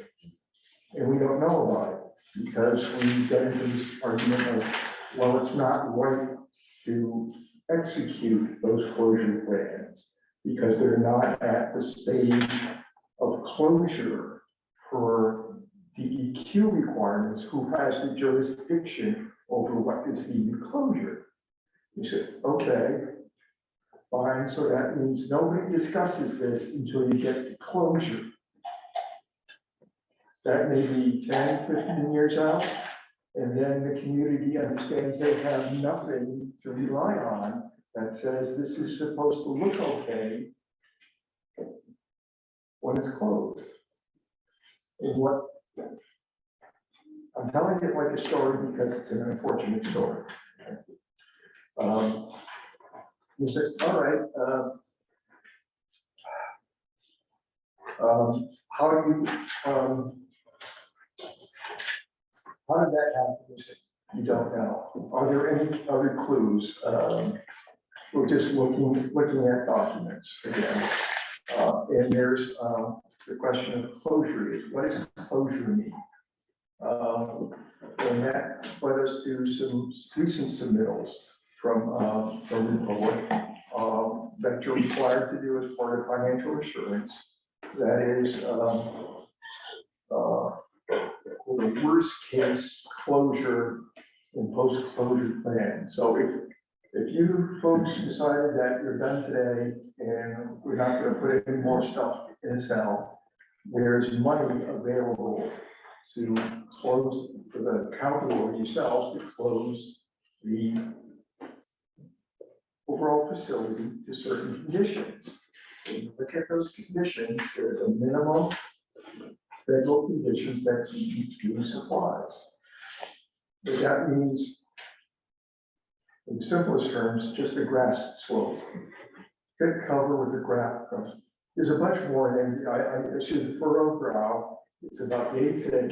The document's 100. Yeah, 100 pages. Puzzle ground, not furrow ground. Okay, there's a bunch in there. I'm just trying to pick out one that maybe people can relate to. And you say, okay, that's the minimum. So maybe the expectation was it was going to be returned to farmland and grazing back in '83. But right now, the reality is the regulations only are obligating Republic to work to the minimum standards. And those don't, and minimum isn't, in a negative sense, it's you're fully compliant with what the federal government and the DEQ says is the way to close it. And they said, okay, that's fine. Look at the fine print again.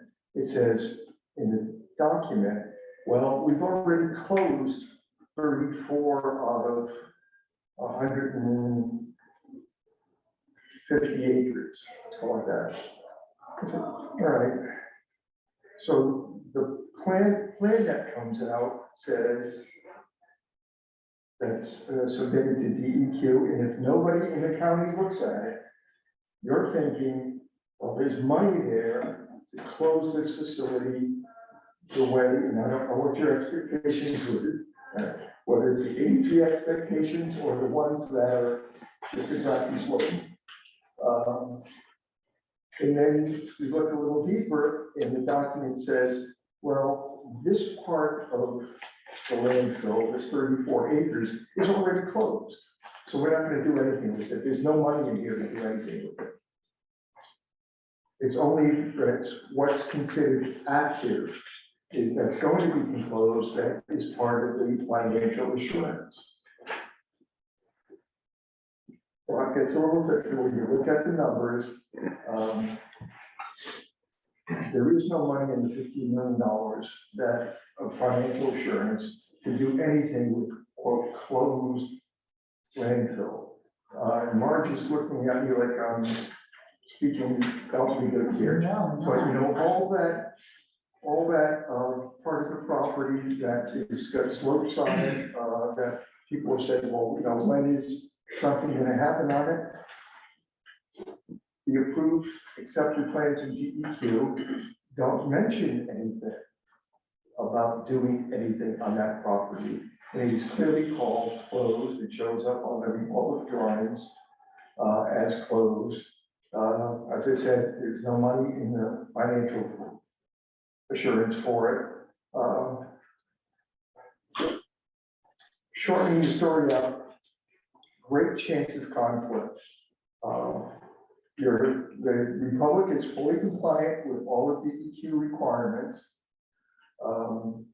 We've got expectations that were set, maybe old, 50 years old.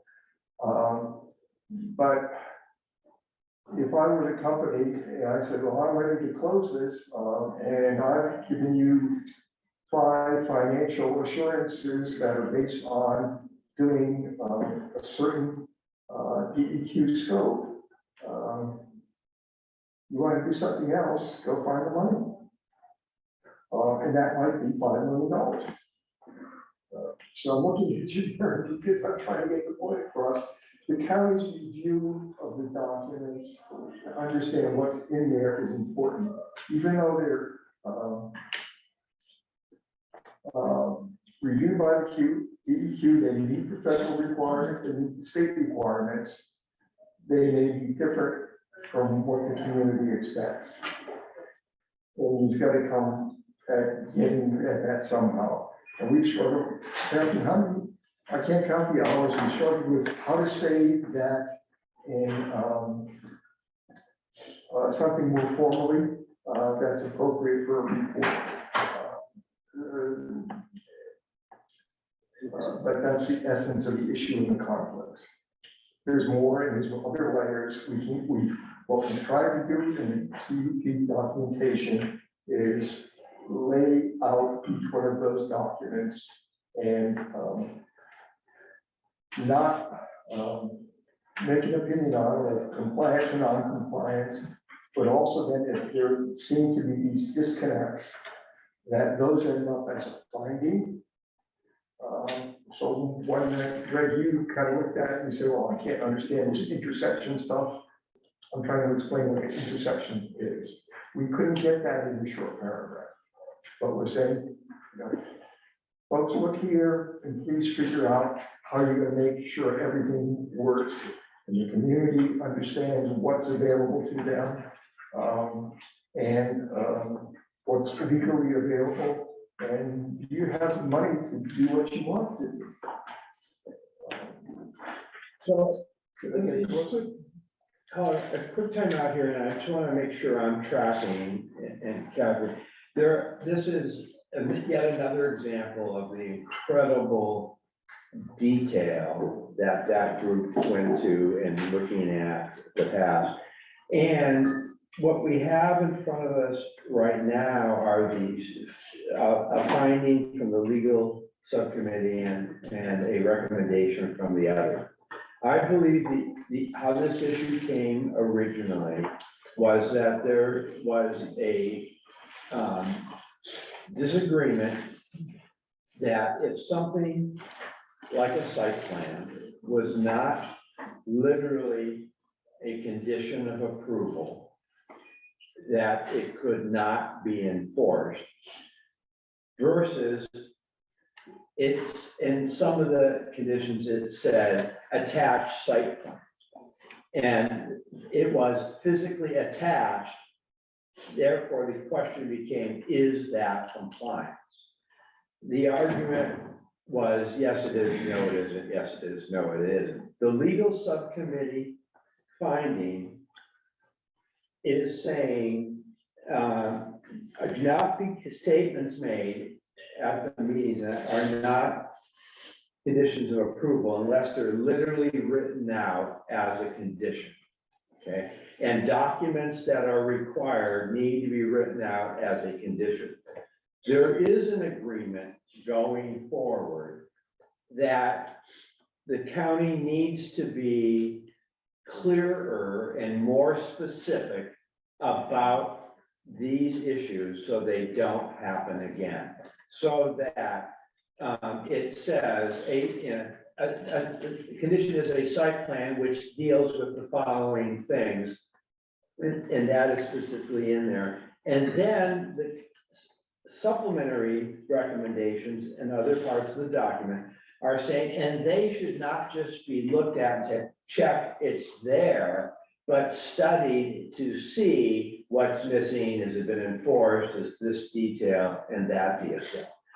The specific example slash, as Ed called it, story he was using is simply to illustrate how that problem has played out. If that you as a subcommittee want a specific finding and recommendation on that issue, the 5 million, is it there or not there? I think we should do that and tee it up for next time.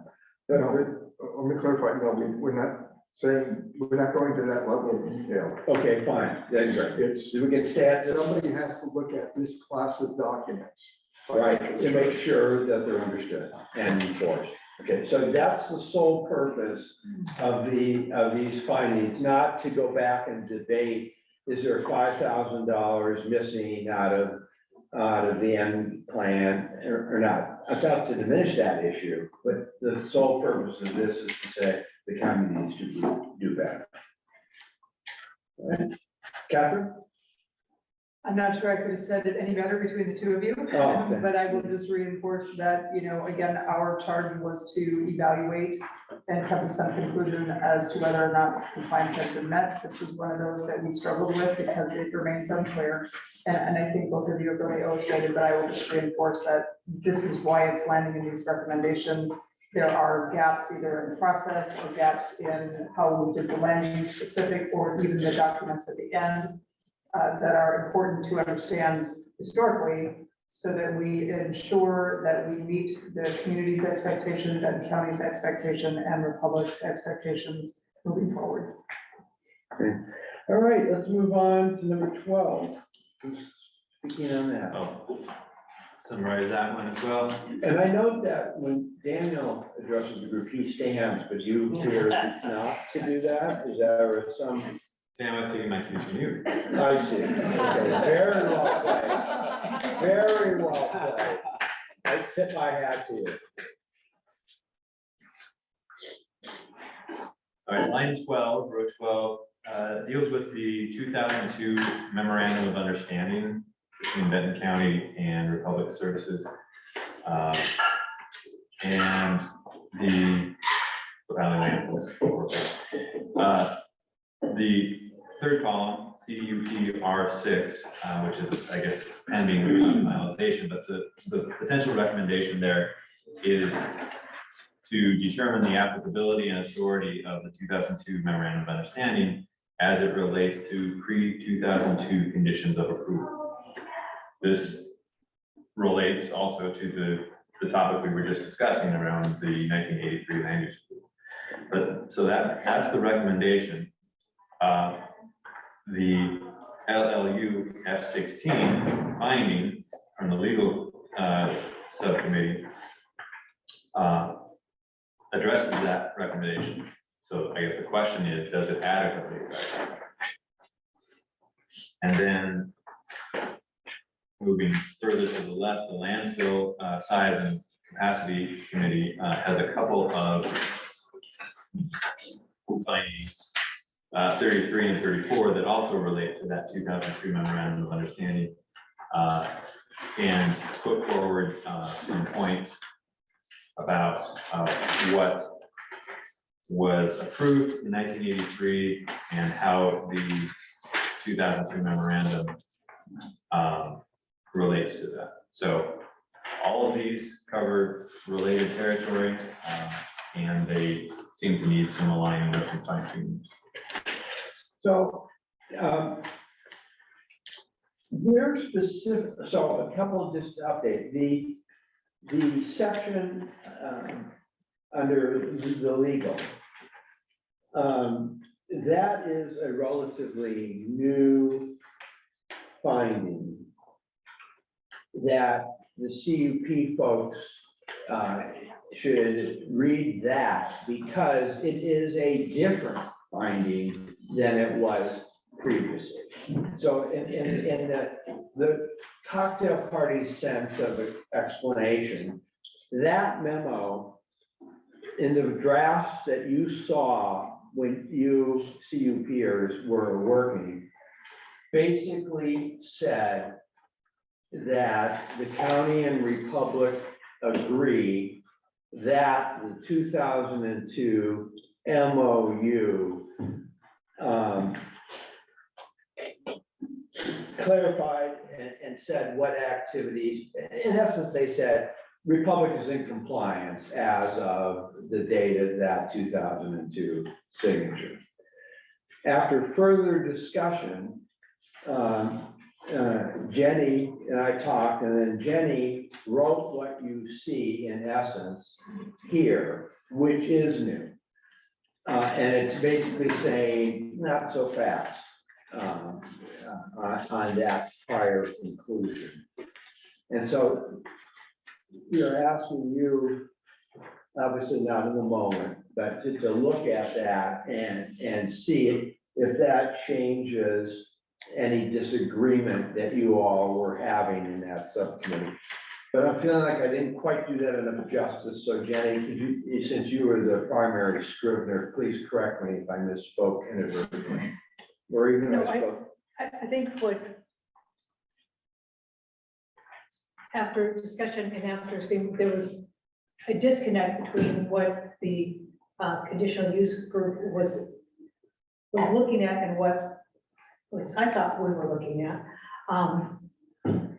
The 2002 MOU was intended to determine what you could do on the cells north of the road, supposed to, it didn't relate to south of the road.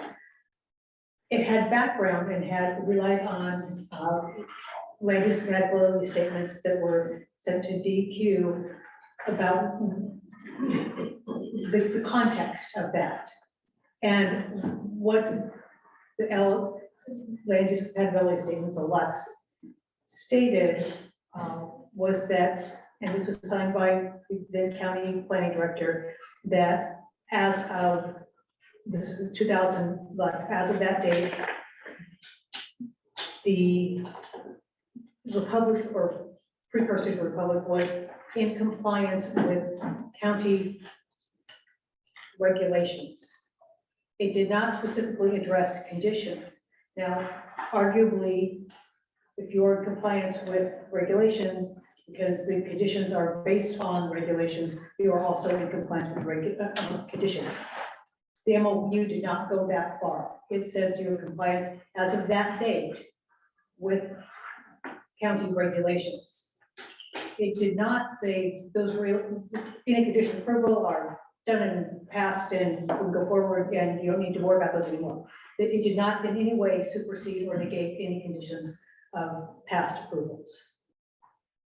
So, to underscore this a little further, there were arguments and discussions going back and forth that in essence said the 2002 MOU stands for the proposition that Republic was in compliance on everything as of that date. The further clarifications make it clear, even assuming that is true. Let's assume that that is true. That does not preclude the county from enforcing current lack of compliance on the same things. So using the shrub example or the screening example, let's assume that memo is a definitive statement that while it says there needs to be screening, and there wasn't any screening, we're saying you're in compliance as of that date. That this memo is not to be read to mean that someone can't tomorrow morning file a mandamus action to get the screening put up. Now, there'd be all kinds of other arguments, factual and legal and that, but just focusing in on what that memo says and doesn't say. This issue, and you'll read more about it in the body, we have spent and given a lot of attention to this issue. I'm not quite sure we're 100% there yet, but we are closer than we've ever been in the last week to the resolution of that. So unless there's any questions or comments, it's really something that we would have to, you'd have to read and look at in the body of the documents to truly understand. All right, thank you. 13. So that one's me. I'm gonna sit in solidarity with Greg. Go ahead. Definitely not just too full. So 13, you'll see there's just one recommendation there. It's obviously not a comparison. And that is because we're sort of calling out the opportunity for comparison to future work with the other subcommittee groups. Though this recommendation that the county clarify when formal approval of cell 6, aka the quarry, as a disposal area was granted. That question was posed to the county by the subcommittee. County staff are currently working on it, and they want to memorialize this recommendation just in case it doesn't get worked on by the other subcommittees in the very short amount of time that we have left. So this is called out as a discussion item, and currently it's not clear when or if that cell 6 was approved as a disposal area. And there's a distinction here between county approval and DEQ approval. There are two different approvals here that go into, when we say approval of cell 6, let's just call it approval of quarry. There's two potential areas for approval or disapproval, the county and then DEQ, and both of those issues. And I think we that should be called out in this recommendation. It's both from the county's perspective and from DEQ's perspective. I believe is what we were talking about last night. Ed. Where this comes as are we talking about the same 1983 decision that PC? Yeah, 83 something. I'm backed up. Never mind. There is a question as to whether or not the 83 approval granted fill in this cell 6 area. So it does relate loosely to the 83. That's sort of buried in the question of whether or not it was granted already. And the trouble with the 83 one was the description. I haven't seen, and maybe I could not find the drawing that included the quarry area. Well, actually, I think you found a drawing that did not include it. It Right. specifically said that landfilling will be conducted, within this area, and the quarry is not within that area. Yeah, I think So we can that's cross the going same. back the to same the, you can't use something that says the opposite, if that's part of the argument. And looking at R6, is there a drawing that shows it? Is there a descriptor? That's what'll come out when we do further discussions. So I'm very clear on that. Anything else on our friend the quarry? I'll just add that this topic is on the legal and land use issues task list to work on in the ample time remaining. Okay. Next year. We're on findings now. Page 9, row 1 of findings. Speaking of this. I think I will. So we identified 3 areas of findings that had some overlap and just wanted to point them out to folks. This first one is again the finding that we discussed earlier about from the legal and land use issues committee about statements made by an applicant do not become conditions of approval unless they are specifically included as conditions of approval. And there's a finding in the past land use actions that we discussed earlier as well. And so it's just regarding that site plan and narrative. And so it's just pointing out here's two areas that touch on the same thing. We need to make sure that ultimately there's some calibration between those two. And similarly, number two, so that relates, sorry, I'll say that's better.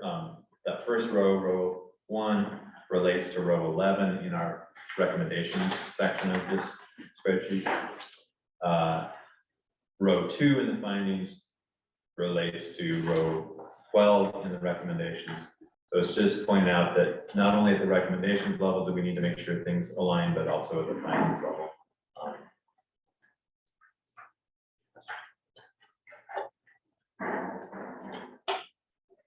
And then the third one, row 10, in the finding, and the recommendations, sorry. Relates to row 10 in the recommendation. So row 3 in the findings relates to row 10 in the recommendation. And our analysis has been focused on recommendations, but those recommendations stream from findings, so we can make sure that the findings are also updated or considered. Any questions, comments, or suggestions for improvement? All right, and you covered 2 at the same time, Yeah, Greg? 1, 2, and 3. And 1, 2, and 3, okay. And that's it, all right. So now, thank you for that. That was good information to the subcommittees to continue. And now, Mary, if you could bring up the 26-page the 8.5 by 11 focus version of this, which will be the focus of our remaining review time. We go to page 2. Here are all of the SMMP findings and all of the SMMP recommendations. What I am suggesting is we take a X number of minutes per topic and say, please, in other words, I'll say, please read the 7 SMMP findings. And then, be jotting down any questions, comments, or suggestions for improvement. And then I'll start calling on people. So just give everyone a chance just to skim them. There's 7 of them, pretty straightforward. And then we'll do the same for recommendations.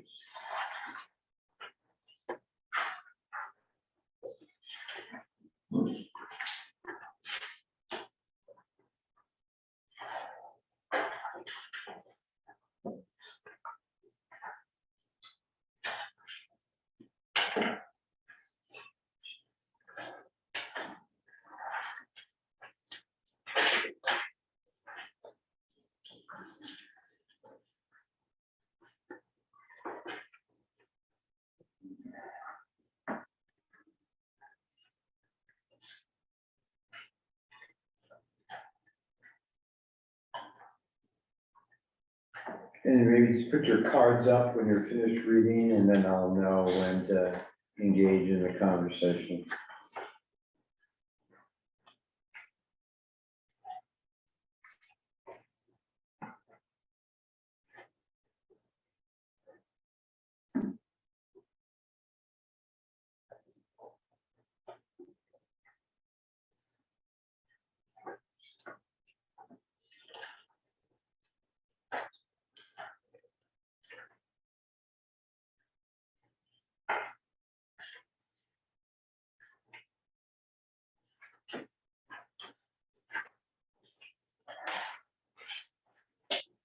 So in a nutshell, I think it's fair to say that the members of the SMMP subcommittee, it really came together, and that these findings are as far along as any other group, with the possible exception of the outreach committee. In other words, there's a lot of internal fidelity in the subcommittee surrounding those findings. So the question for the work group meeting, put your tents down now, please. Now put them back up. Now put them down. Okay. Do you have any suggestions for an improvement, questions for clarification or suggestions for improvement, including like is one missing or something? Yes, Catherine, okay. I'm curious about the finding 5, that the research and development aspects of the planning process can occur concurrently with public engagement. Just curious. I guess, is the planning process the actual creation of the SMMP, first of all, and if it is, then, yeah, I don't know. I'm just Yes, curious. is the short answer to that. So maybe we can make it clear that that's the process you're referring to is actually, while that is being created, it can happen at the same time. I guess, does it make sense? I mean, this finding, it sounds like this is how it's been done in other communities. Is that what the, I'm not sure if I'm looking, I can't remember who's on the committee, sorry. Over here, right this row. All right. I'm happy to approach the context of, so, yeah, I think the context for this is really helpful. So this was essentially in the process of trying to figure out how long different parts of the planning process would take, which was kind of a unique, challenging question for the group. And so working our way through that, where we mentioned essentially how time intensive outreach and engagement portions of the planning process could be. For instance, if there's 10 meetings a year for 2 years, that could really put a huge definition as to how long the whole process could take. But we wanted to also point out that other aspects of the planning and development of the SMMP could take place during this outreach and engagement effort, sort of simultaneously. So it wouldn't necessarily be, outreach and engagement happens over the course of 2 years, and then it takes 2 years to develop a plan based on that. So it's, I think without the context, it's hard to understand what this is getting at. I think context would be really helpful here. I don't know if that sort of answers some of the underlying questions. No, that does help. I guess I'm just thinking that if this, that having, I guess it would just be, this kind of comes back to the public engagement, public process aspect of all of this, and that it should, I feel like the process should just be really clearly defined then, just so it's not making staff or whoever's working on this have the total runaround of trying to go back and correct things constantly. And then also, so it's really clear to the public, because I imagine if you're doing 2 years of outreach while you're working on this, there are going to be stages of that and how, at what point people give input for certain things. Thanks. Catherine? I just have a question. Maybe it lands here, maybe it's forthcoming with any consultant we might bring on, but what's the scope of public engagement? As far as in the county, are we talking countywide? Are we talking, other municipalities and counties around us? Any sense of what that public engagement might look like? It's a good question for the whole group, but I think generally what we talked about is leaning towards as much public engagement as possible. I don't think we actually touched on specifically engaging at a community level outside of Benton County. We talked about engaging with other stakeholders that are outside of Benton County in a sort of who should be at the table perspective, but not necessarily at the same sort of community engagement level that you might have at like a town hall meeting in a community outside Benton County. So I think that's a good question, but essentially we didn't go into that level of detail, and folks correct me if I'm wrong on that. I think to that, I think that we, the whole idea of outside of Benton County engagement, research of political entities and so forth came up late in our discussion. So we'll probably have some more discussion about that.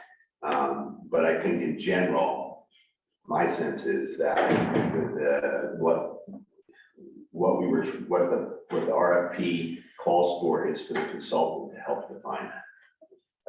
And I would think that would be proposed as as part of their proposal, frankly, because that's such an important part of what this would be about. just to add on to your question, I think that I think we also are thinking of certain aspects of research that could go concurrently with a whole level of public engagement that wouldn't require a whole lot of public engagement. The information is out there. It might be industry based. It might be international information. And why hold that up while we're, carrying on this public conversation? That helps. Can I just ask one more question related to that then? If possible, can we consider actually, not knowing exactly what that might look like of having experience in this space? Are we expecting this public engagement to be central to Corvallis, Benton County, like the core? Or are we expecting to, or would this group consider, making a recommendation that we also take this conversation to the more rural parts of Benton County? So it's easy for those of us in Corvallis to hop on over to the California building. If we live in LC on a day like today, or any other day for that matter, it's not quite as easy. Same thing with our southern county members who might also be interested in this topic. So maybe just put it out there on the bookshelf to consider. Absolutely, I agree. I mean, I think we were considering all of that, the whole entire county, and we, in the stakeholders, we could find it wasn't it wasn't held back by geographic boundaries or identifying particular locations. It was really much more broad. I just wanted to mention though, that subcommittee E had some suggestions along those lines as well, of community engagement. And on page 4, SMNPR 16 cross references to the E1 work. And that could be more specific as we get further into refining it, but that's exactly the goal is to try that cross reference. And just briefly, there's another piece from the open house feedback that we got for SMMP work, where an individual basically came and said, one piece relating to outreach is meet people where they are. And I think we discussed that after the fact, and we sort of all had a pretty strong consensus that would certainly be where the group would head recommendation wise, and obviously that hasn't been captured, so I think that was a really good point. Great. Anything else on the SMMP draft findings or input that group on the findings? All right, so thinking out loud about how to manage this, there are 24 specific recommendations, and I believe there was a consensus of all. Mark, do you remember, there was a consensus on these recommendations, wasn't there, from the SMMP subcommittee? You guys all agreed that these recommendations made sense? Or were there some that are still? Well, informally.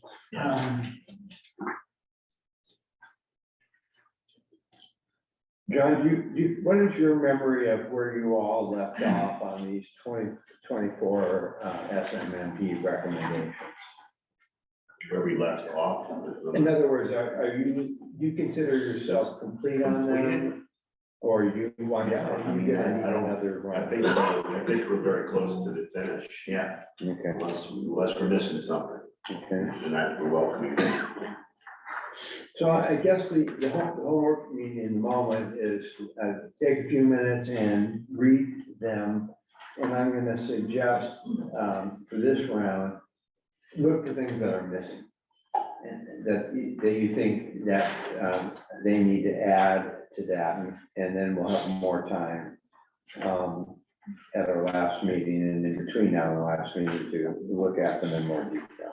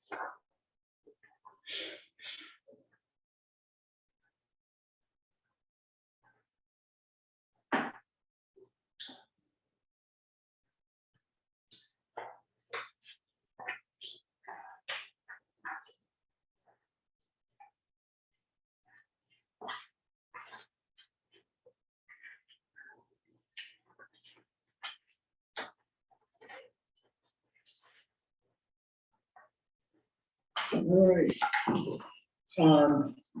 Daniel, it's a quick question. There is a detailed scope table of contents of what the future SMMP is gonna look like, or the topics that you all want covered in that future SMMP. I'm not in the moment finding a finding or a recommendation that calls that out specifically. And I'm not asking you to necessarily look for it now, but I'm suggesting that in a there should be a recommendation that says the subcommittee put together a conceptual table of contents for the topics to be covered. And we recommend, that they be part of the scope that's sent in the RFP to get a consultant. I think the intention was to cover it in R10, but I think we could explain it in more detail. We referred to them as the subjects listed in the full subcommittee report, but I think a better highlight on it, because there was a lot of excellent work that was done there to tee that up. Marge and Catherine. Yeah, well, I thought that in our discussions, we highlighted the 2040 Thriving Communities Initiative core values more than I see in these 24 recommendations. I see it in recommendation number 1, sub-point 2, but that's not the way I would have. I just think that's such an important thing that it should be a recommendation on its own, of its own. And then I also don't see the international aspect highlighted here, and I may just be missing it. But I think that's really important, because I think that European countries are so far ahead of us. And I think things are gonna happen really fast over the next 15 years. And in this field. And I think we need to be prepared to operate at that level, to talk to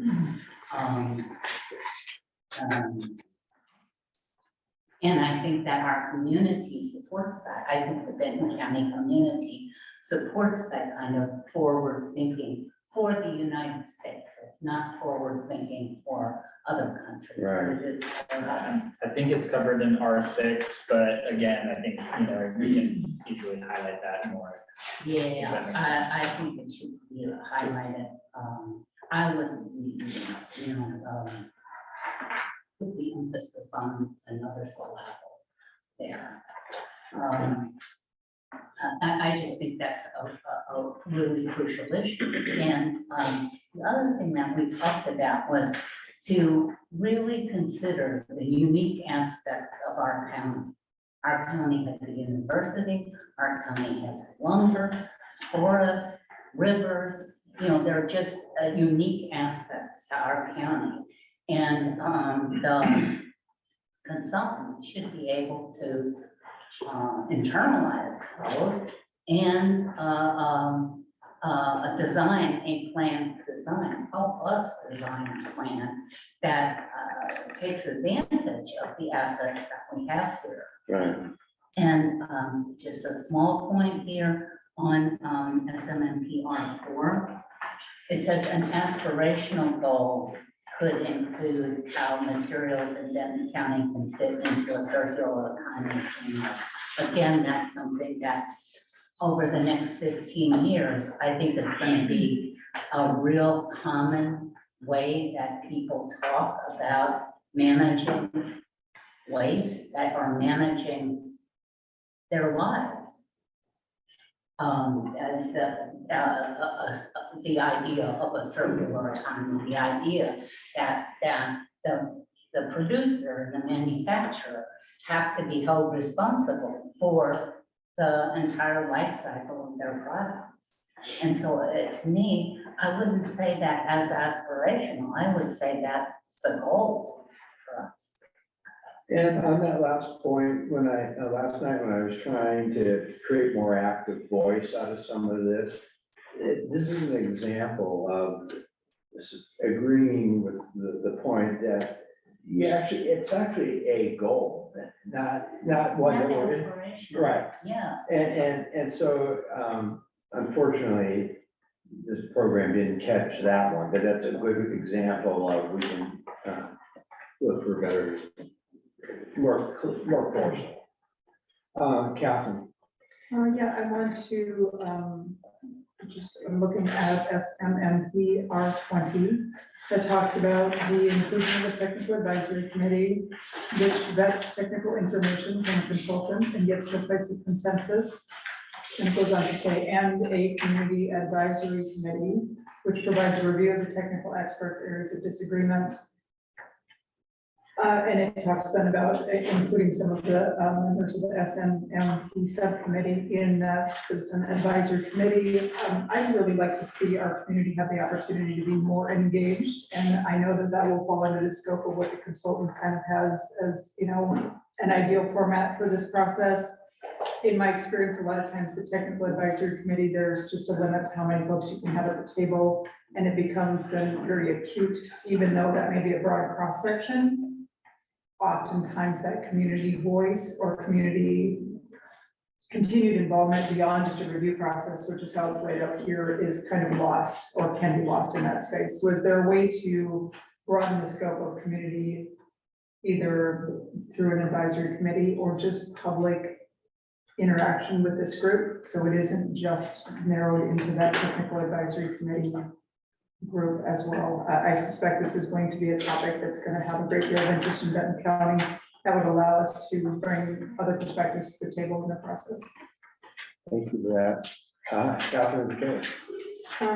So just from my own information, just to wrap my head around the recommendations, the SMMP informs like what it will inform county goals. Does it inform other aspects like land use aspects, franchise, future franchise agreements? I guess just overall, what is the overall like purpose and how will it be used?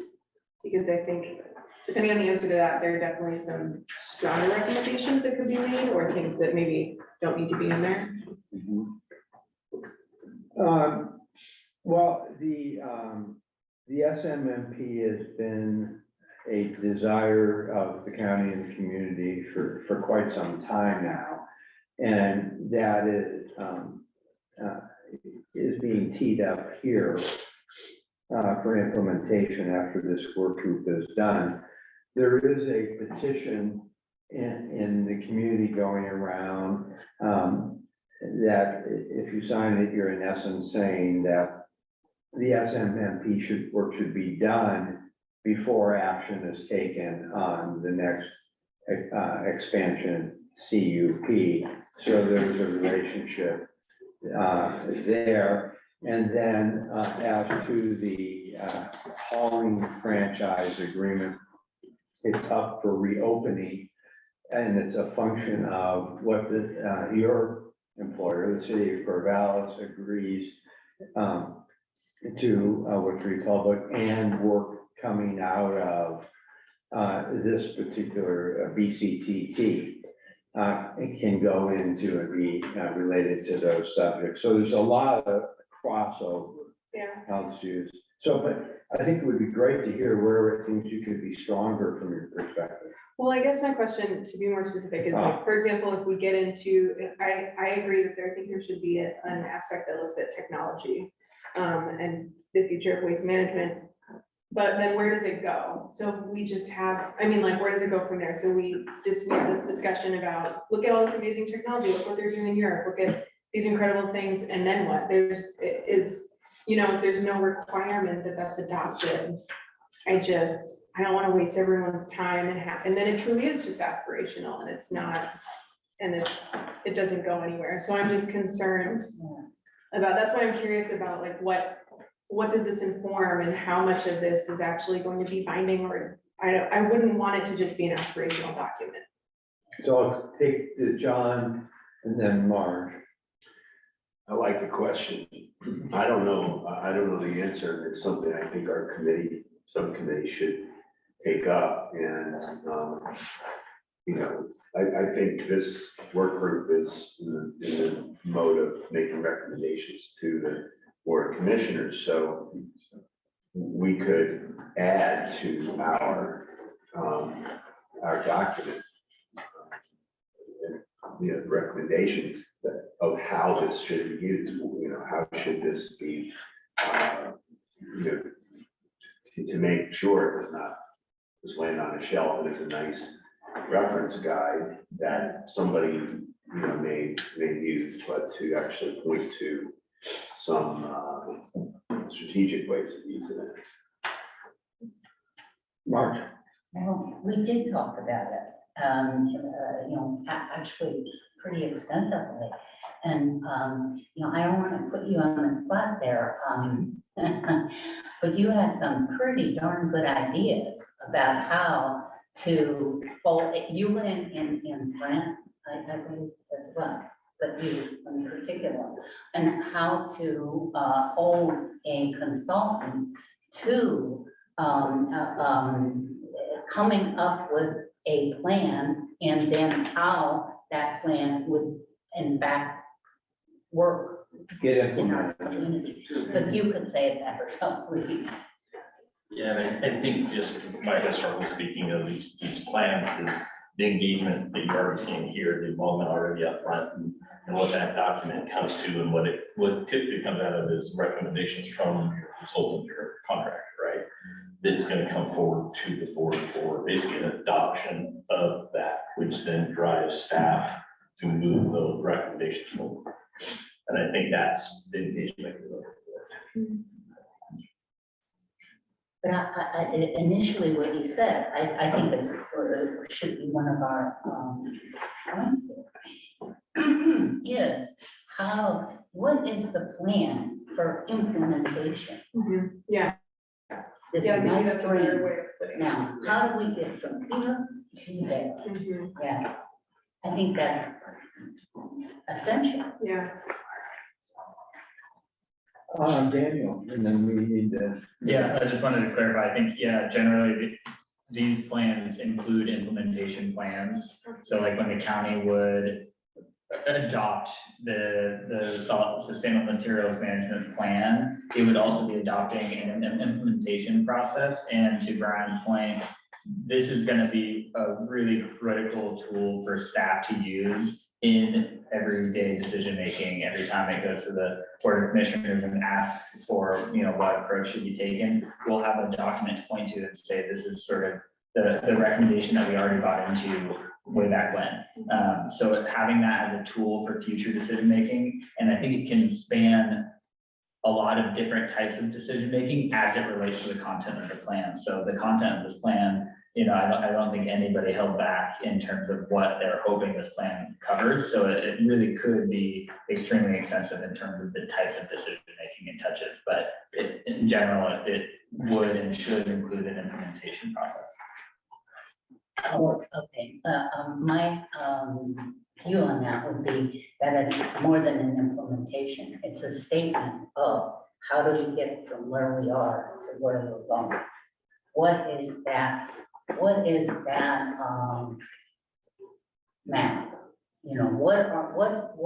the points on that map?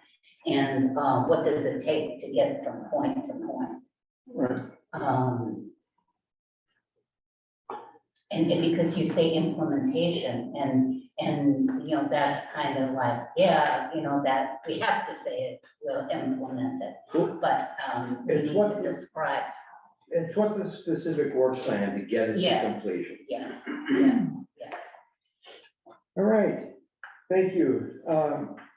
Next up is landfill size, capacity, and longevity, A1 subcommittee, and this goes from pages 5 to 11. And as a quick overview,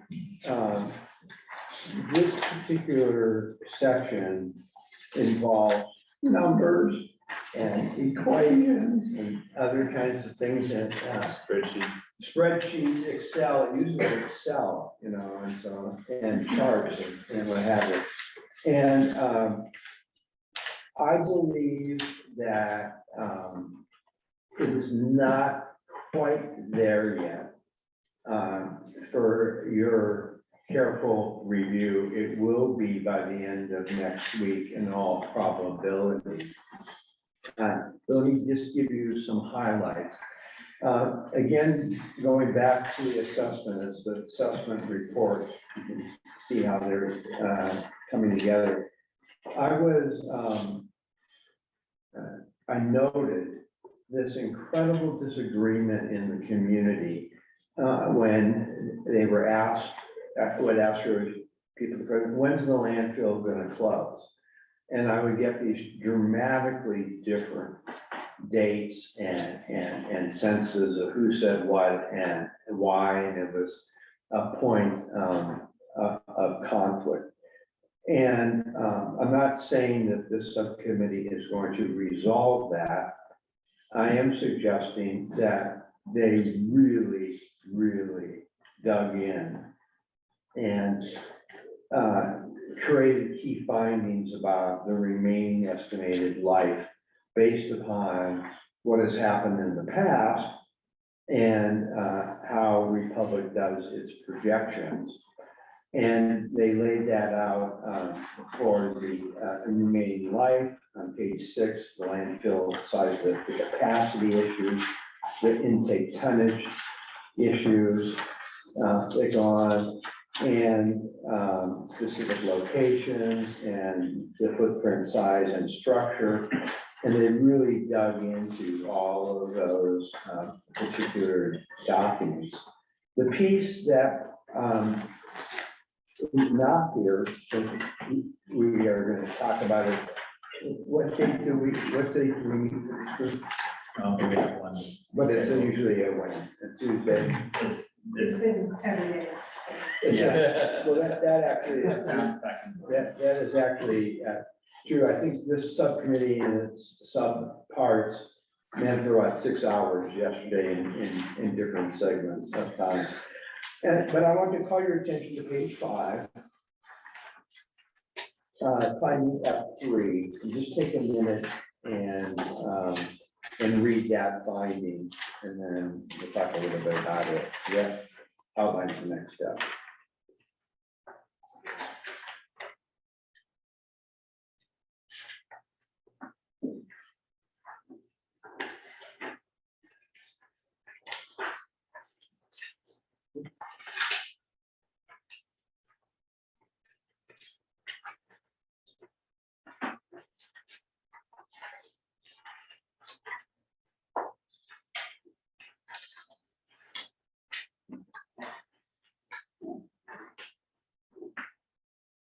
So, the piece that we discussed next week are going to include these other factors, including human factors that can infill landfill life, but not included in the baseline calculation, and could affect closure dates. And that still is a work in progress, and but drafts have been going back and forth, and we'll have more information next week. The other, and you can maybe tell me where this is, and we only have a placeholder right now. But this is the issue of, I'll call it the sequencing issue, the timing issue between when cell 6 is ready to accept solid waste, at what level of excavation will take place, which increases airspace, and how this fits in and the timing associated with that. We believe that that's an important, and it's a factor that the decision makers will want to know and understand. You know, what is that sequencing? And 31 on page 9. Page 9 to 31. So just take a minute and just read 31.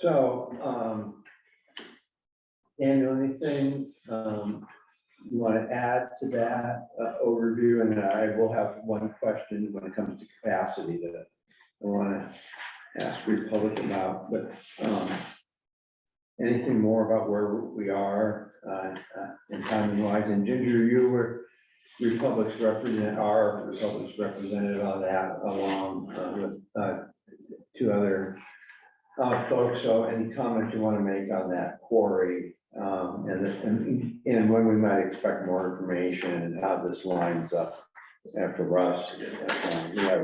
Yeah, I think, yeah, Corey, I think we're having regular meetings with Knife River. Actually had some conversations last week, and I anticipate we'll probably be able to disclose more details surrounding that excavation project within the next 2 weeks. Mm-hmm. Okay. Louisa. I was wondering, is there any data or any from other communities, if how much waste going into landfill can decrease with the SMMP plan in place? And if that was the capacity landfill filling sessions. I can speak to that a bit. So this was based on feedback that we got from the planning commission as well, essentially pointing out that the SNMP being generally focused on what Benton County can do within its jurisdictional kind of bounds, won't impact very much waste going into landfill because Benton County's contribution to landfill isn't huge. So I think sort of in our minds, separating the SMMP from specifically impacting tonnage to the landfill, I think is important. SMMP surrounds broader impact associated with the full life cycle of materials. That being said, in the SMMP findings and recommendations, I think we essentially call out the opportunity to connect more broadly with neighboring counties to address larger issues associated with material also being taken to the landfill, but broader than that, how do we affect material impacts happening before consumers get that material upstream in production, for example. So I think I just wanted to call out that there's sort of two frames of thinking about it, and generally SMMP as it stands, as it's within that county's boundaries, wouldn't generally impact the tonnage going into the landfill very much. I think we have talked about that before too. And Ginger? The only thing I wanted to say about the findings and recommendations on the Site Life Subcommittee, in deference to all the other committee members who are not here, is that these have not been, the language in these have not been fully vetted by the entire subcommittee. I worked on the language with Daniel and Paul yesterday. We had a lot of redundancy, a lot of crisscross everywhere, and so in fairness to those other subcommittee members who've been working really hard to find consensus, and our Ken's on the line, for example, I believe Chuck Gilbert is, they have not had a chance to weigh in on this yet, so I do expect some changes between now and the next meeting. And that's another reason why I'm suggesting that, we not dive into the details, because for that reason, and the others mentioned, give them that opportunity. Mark? Well, I truly like to ask for public services, because I would imagine that they've been doing a lot of future planning around this issue themselves, about what does it mean when producers are going to be asked to be responsible for an entire life cycle of their product. So I imagine that Republic Services has some really pretty good insight as to how the level of waste might change over the future, or maybe they think that this isn't going to happen. I don't know. But I'd be curious. I'd be real curious to hear a point of view from Republic. There's a lot there, Marge. So I think somewhere in here, there's some reference to EPR to some extent. You're talking a little bit about extended producer responsibility and, increasingly packaging companies integrating, more recycled content into their packaging. And theoretically, some people will argue that extended producer responsibility programs are designed to solve that. There's a lot of debate about EPR. There are a few states that have implemented it. Those programs are not yet active. EPR is broad ranging. It can have all sorts of different shapes and iterations, and it can be big and macro, or it can be super focused on tinier things. The other thing I just sort of share. So just, before they go there, where it has been implemented in North America, I'd encourage you to take a look at Vancouver, because it's not worked the way the conceivers intended. You've actually seen diversion rates decrease, and disposal rates have been steady, if not marginally increased. So there's a lot that can be learned from that implementation. And, as you guys go down your SSMP path, I strongly encourage you to study that. We've got some things we could point you to. If you're honing in more on like plastics, we're super bullish on opportunities to get more plastics out of the environment, get more plastics out of the waste stream, and get those plastics reintegrated into sort of proper circularity and future packaging. Today, unfortunately, the bulk of plastics that are recycled are largely downcycled. It's better than going into a landfill, but it's still carpeting and park benches and things like that. So I'm not going to belabor the point here, but we actually have first in our industry plan to get those plastics back into future packaging and out of the present waste stream. So I believe if you're talking about future implementation of that plan, it's going to come online in Vegas, I think starting next year, basically, maybe end of this year. I think we'll have real data to show that it is actually removing volume from the waste stream.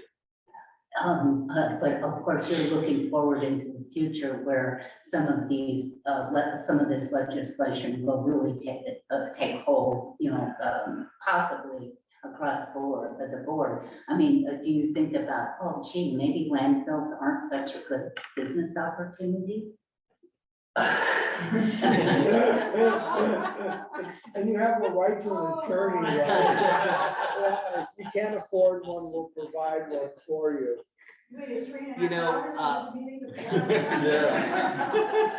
So all sincerity, we're a sustainability company and we believe in bringing sustainable solutions to our customers. And we actually see a high degree of profitability potential.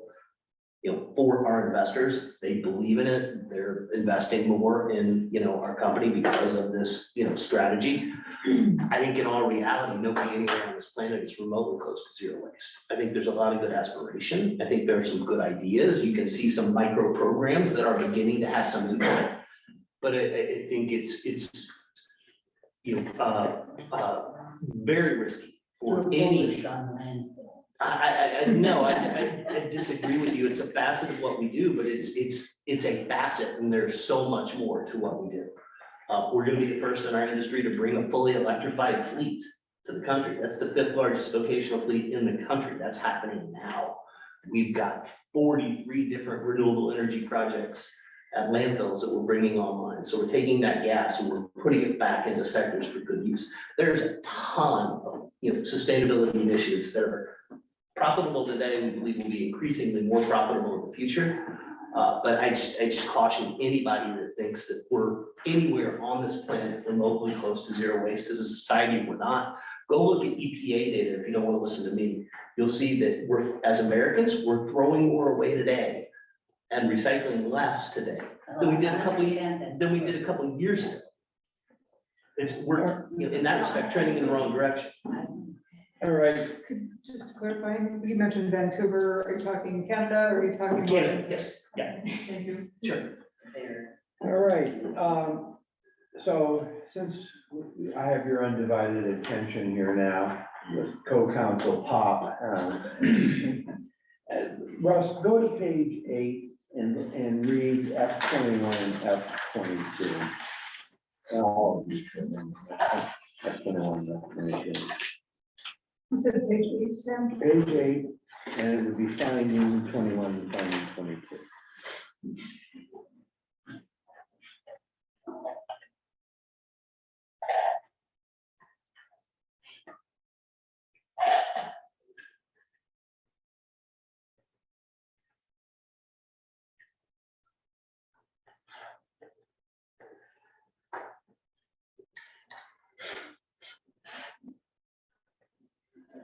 So part of this discussion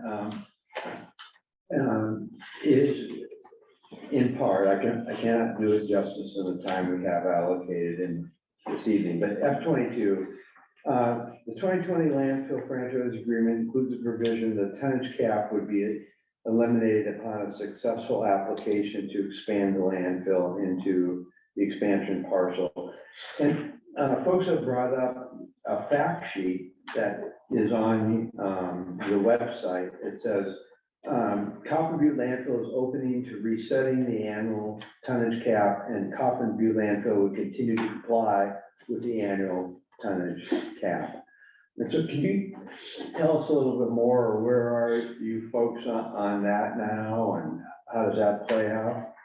No. I tease you. I'm teasing. Oh, all right. No, it's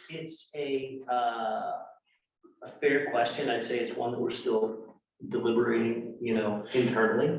You're right, that fact sheet is on the website, and we mean what it says, but I don't know that we've landed on anything. We can, if this is a topic that is relevant and important to this work group, I can commit to you that we'll take it back and talk about it some more, and so if we can get to a place where I am in a position to elaborate further. I think it is relevant, and I think folks do want to know. And for instance, just on when will the landfill close issue, the issue of is the tonnage cap in play or not in play? And I understand that just because there is a removal of the tonnage cap doesn't mean it's gonna shorten or lengthen. They're independent, they're combined variables there that play out, but And it's not a variables, but forgive me, I'm stepping on your words, I'm sorry. No, that's how I was basically done. I do think that, you know, again, while this particular narrow point didn't come up in the assessment process, it has several times in the subcommittee meetings I've been attending. And I think it's a pretty prominent issue that people would like. Well, I'll. But I'm just, that's my idea. Let's see what other people think about that. Mark, you want to go first, and then Ed has cleared up. Oh, no, I would like clarification. Absolutely. Yeah. Ed? Yeah, well, I'm with the clarification part, but when I was going back to 21. Yes, sir. And I've never understood the 75,000 tons reserved annually for Benton County. I don't know what that means. Does it mean that if we have 76,000 tons, we have to find another place for the 1,000 tons?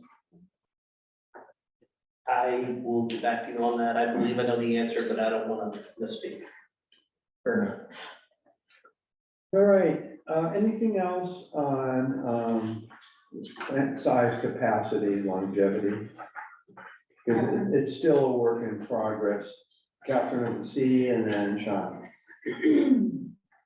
So I have a question that I don't know where it would land appropriately, but it seems like this might be the right subcommittee and conversation. I'm really glad that you're here to maybe navigate this space. So when we talk about our, the types of waste that we might incur that is outside the normal waste stream, for example, and seem to have lost that particular. Special waste, is that what you're? Right. I'm only reporting what I read in a news article. So we recently had the Toledo train derailment. For those of you that know that, and in a recent article, kind of as a follow-up to that, was that 1,600 tons of the contaminated soil brought to the Coffin landfill. And I'm curious, when we look at scenarios like that, you know, ideally we hope those don't happen. That wouldn't be the normal stream of waste that you might be incurring, but it doesn't really fall in that fire, flood, natural disaster type events. Yeah. How, you know, where do we look at, and maybe this is a broader question to the whole group also, where do we look at considerations like that of course do impact our threshold and our capacity to what we can take in? So let me give you a general answer that may not satisfy you today, but I will commit to trying to do a little bit better the next time we're together. So in general, these kinds of scenarios, the train derailment, right? We don't see a lot of those, thank God. We hope we won't see any more.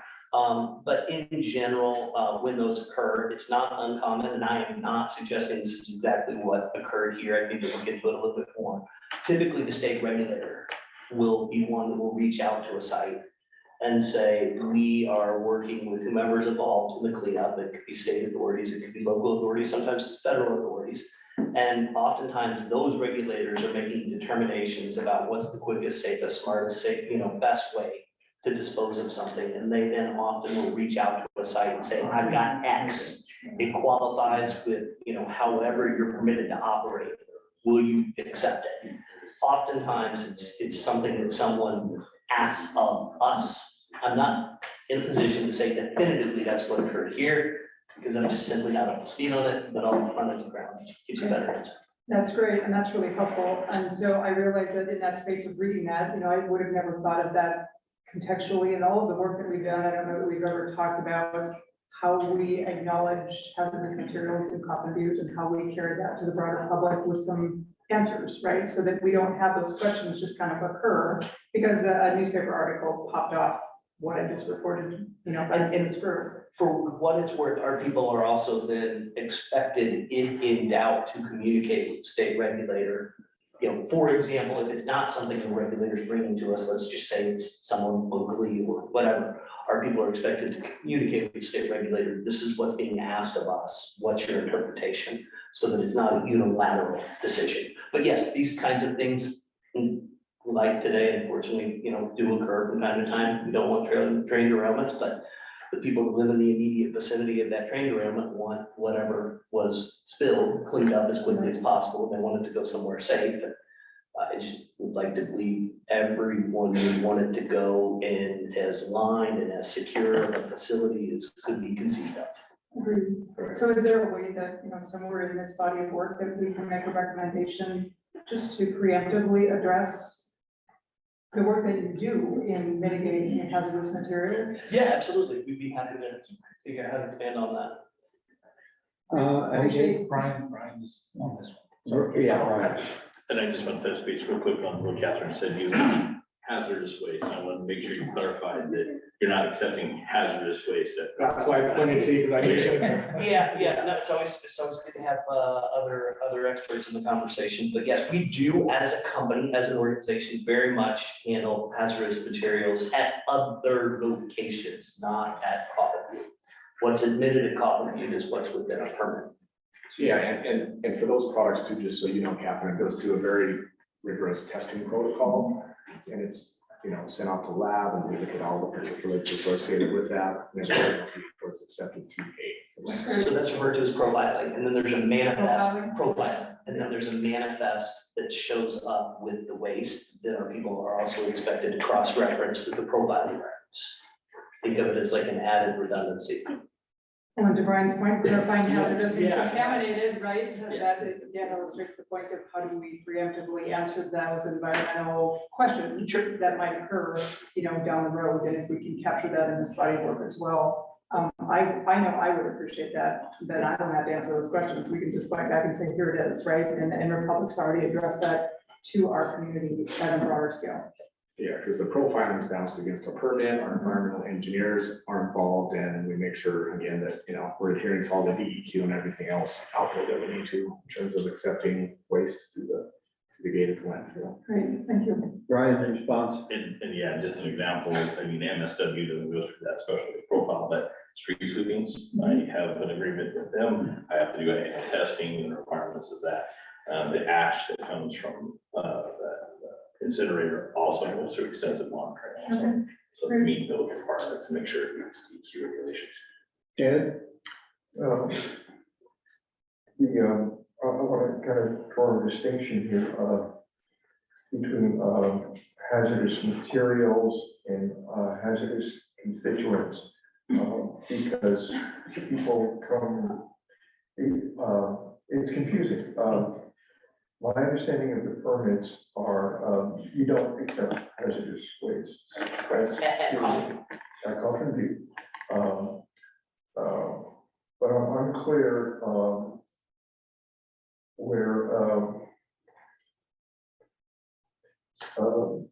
materials are accepted for disposal from a small quantity generator.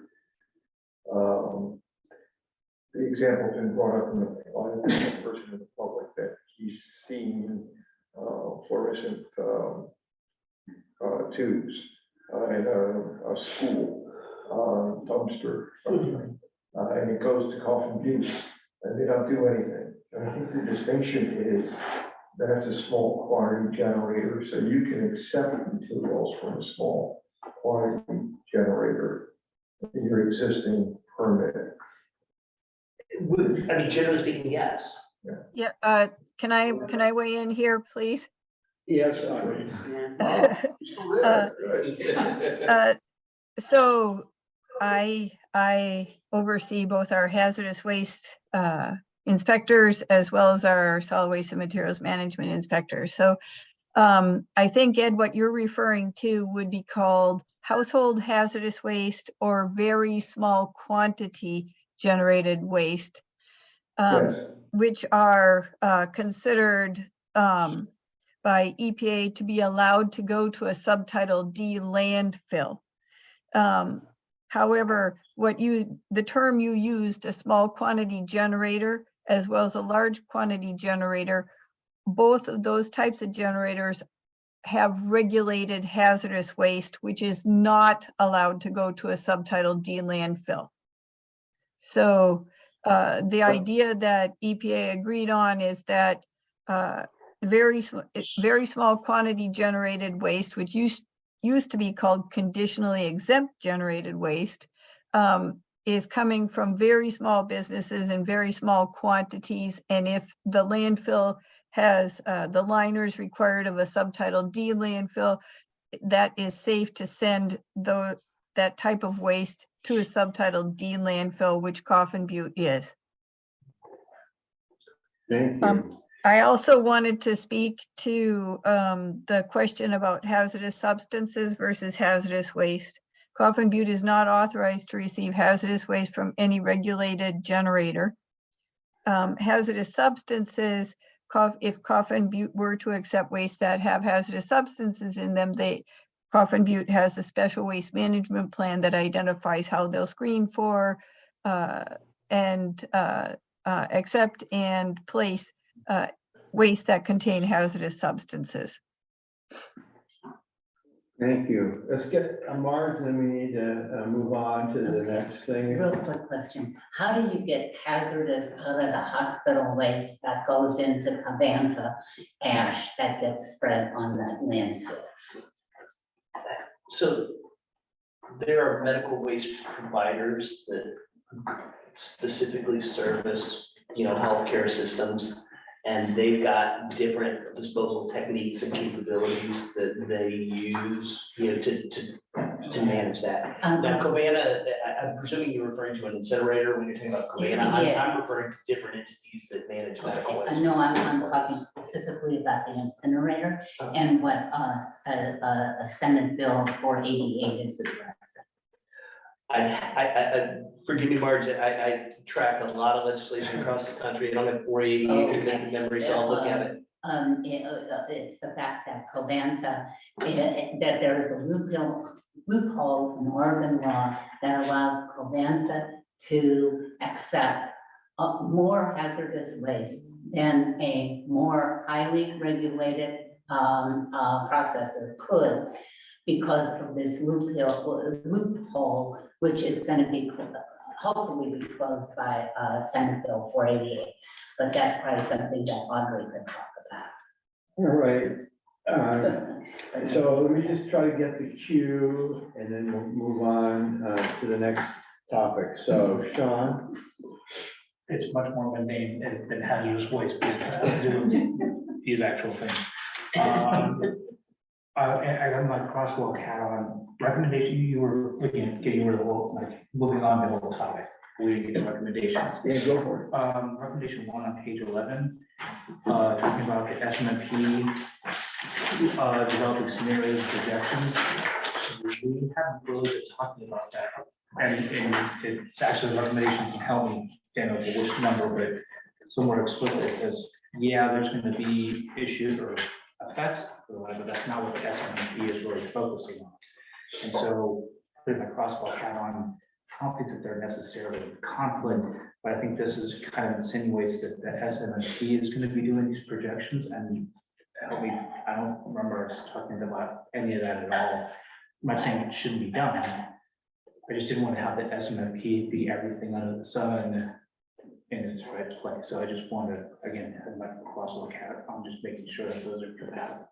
I think it might be covered in very small amounts of detail just on our list of topics to be covered. But other than that, yeah, we don't dive into that, and I don't think it's certainly not asking our subcommittee to dive into it. But I agree. I think this should be added to the crosswalk for when we have an opportunity to sort of evaluate that.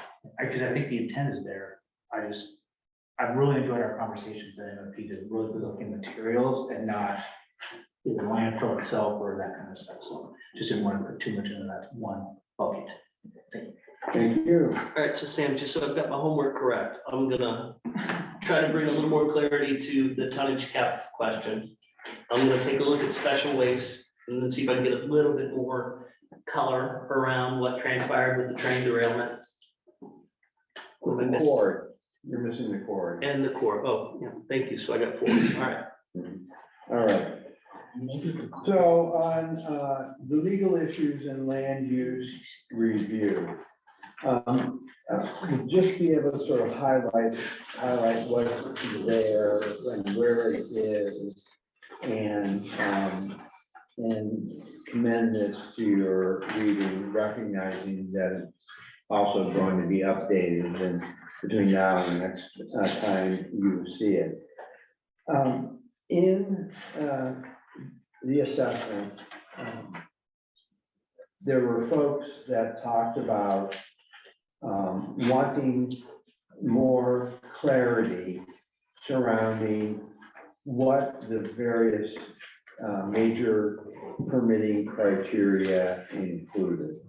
And there were folks that did not want this group to provide that kind of clarity. I believe a fair statement as to where this draft is in its current form is clearly spelling out on page 12, finding F, that, well, I'll let you read finding F and I'll. Which? Yeah, just pick one at random. F7, sorry.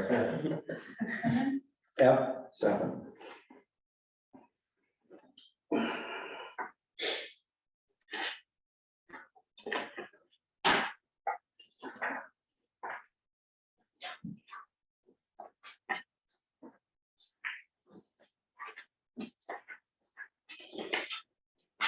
So the legal subcommittee's point of view on this is on these issues of ambiguity for shorthand, there is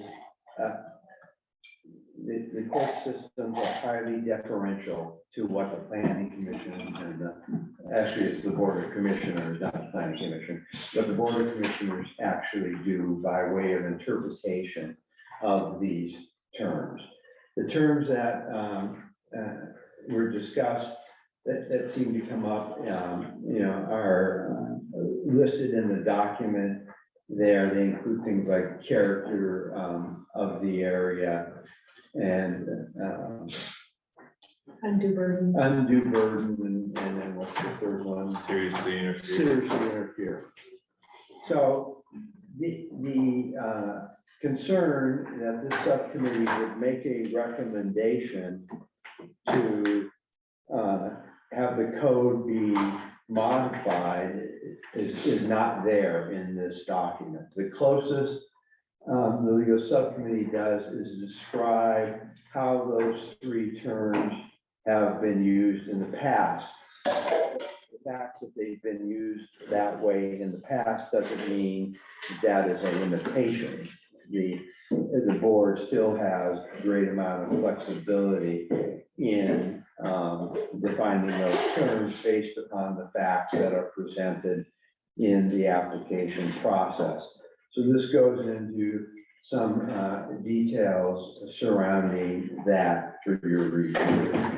The next point of that came up in the SWAC DSAC meeting, I'm making this up now, about 3 weeks ago or so, was, and maybe Greg, you can find these, their comments in general were some of these draft findings purport to limit what SWAC can and cannot consider. And to state the obvious, that was not received well.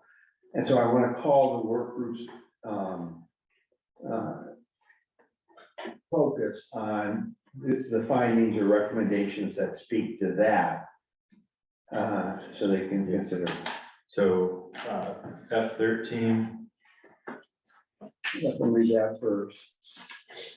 Page 14, F13.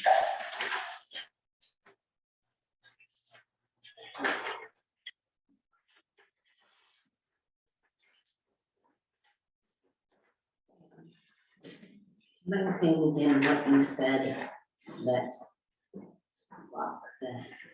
So SWAC is in general statements. I don't have the actual language in front of me. SWAC is concerned that these findings, some of these findings, like Greg is pointing out to you, are designed to limit SWAC's ability to comment, opine, give guidance, feedback, what have you. And that, not surprisingly, is concerning to them. And then Greg, is there, And then the recommendations on page 17 are one, two.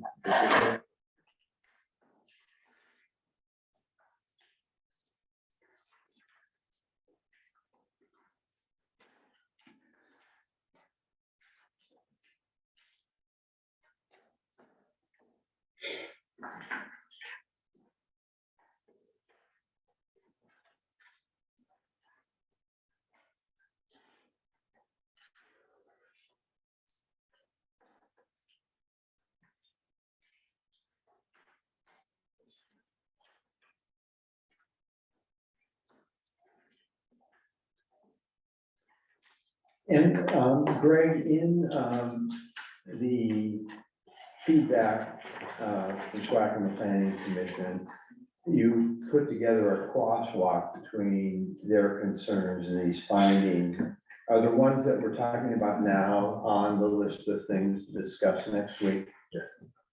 So that's a long way of saying that, you know, this isn't the final recommendation that's coming out of the legal subcommittee. And the fact that a recommendation comes out of any of these subcommittees doesn't mean you as the work group can't make an independent decision to accept, reject, or modify, especially the recommendation. But I wanted to alert you that it is a hot spot based on, yeah, there's probably many other feedback too, but that's just one area. Catherine? So are we okay to comment on the findings in this? Yeah, yeah. This group as well? Okay. Yeah, So I what did do an I'd overview. like to just say that I really support LOU F7 when we talk about ambiguous terms and pointing to the strength of the deference for the the local decision makers. Yeah. Knowing that that precedent has been well established and the courts tend to support that space pretty unilaterally. I do have concerns, however, about, so our subcommittee really got into the space where we realized we were having conversations about things that could be legal positioning or, you know, kind of leaning in one direction or another. I don't know that bias is maybe too strong of a word. When I look at F10A, 10B, and F11, when we talk about undue burdens, when we also talk about character of the area, and the one previous to that, seriously, there will be on adjacent property. That feels a lot like the space where, you know, in our CUP subcommittee, we really aren't looking at the context, for example, the historical record of, say, the 1983-07, 83-07, really, files and contextually and where we were at an interpretation at the time.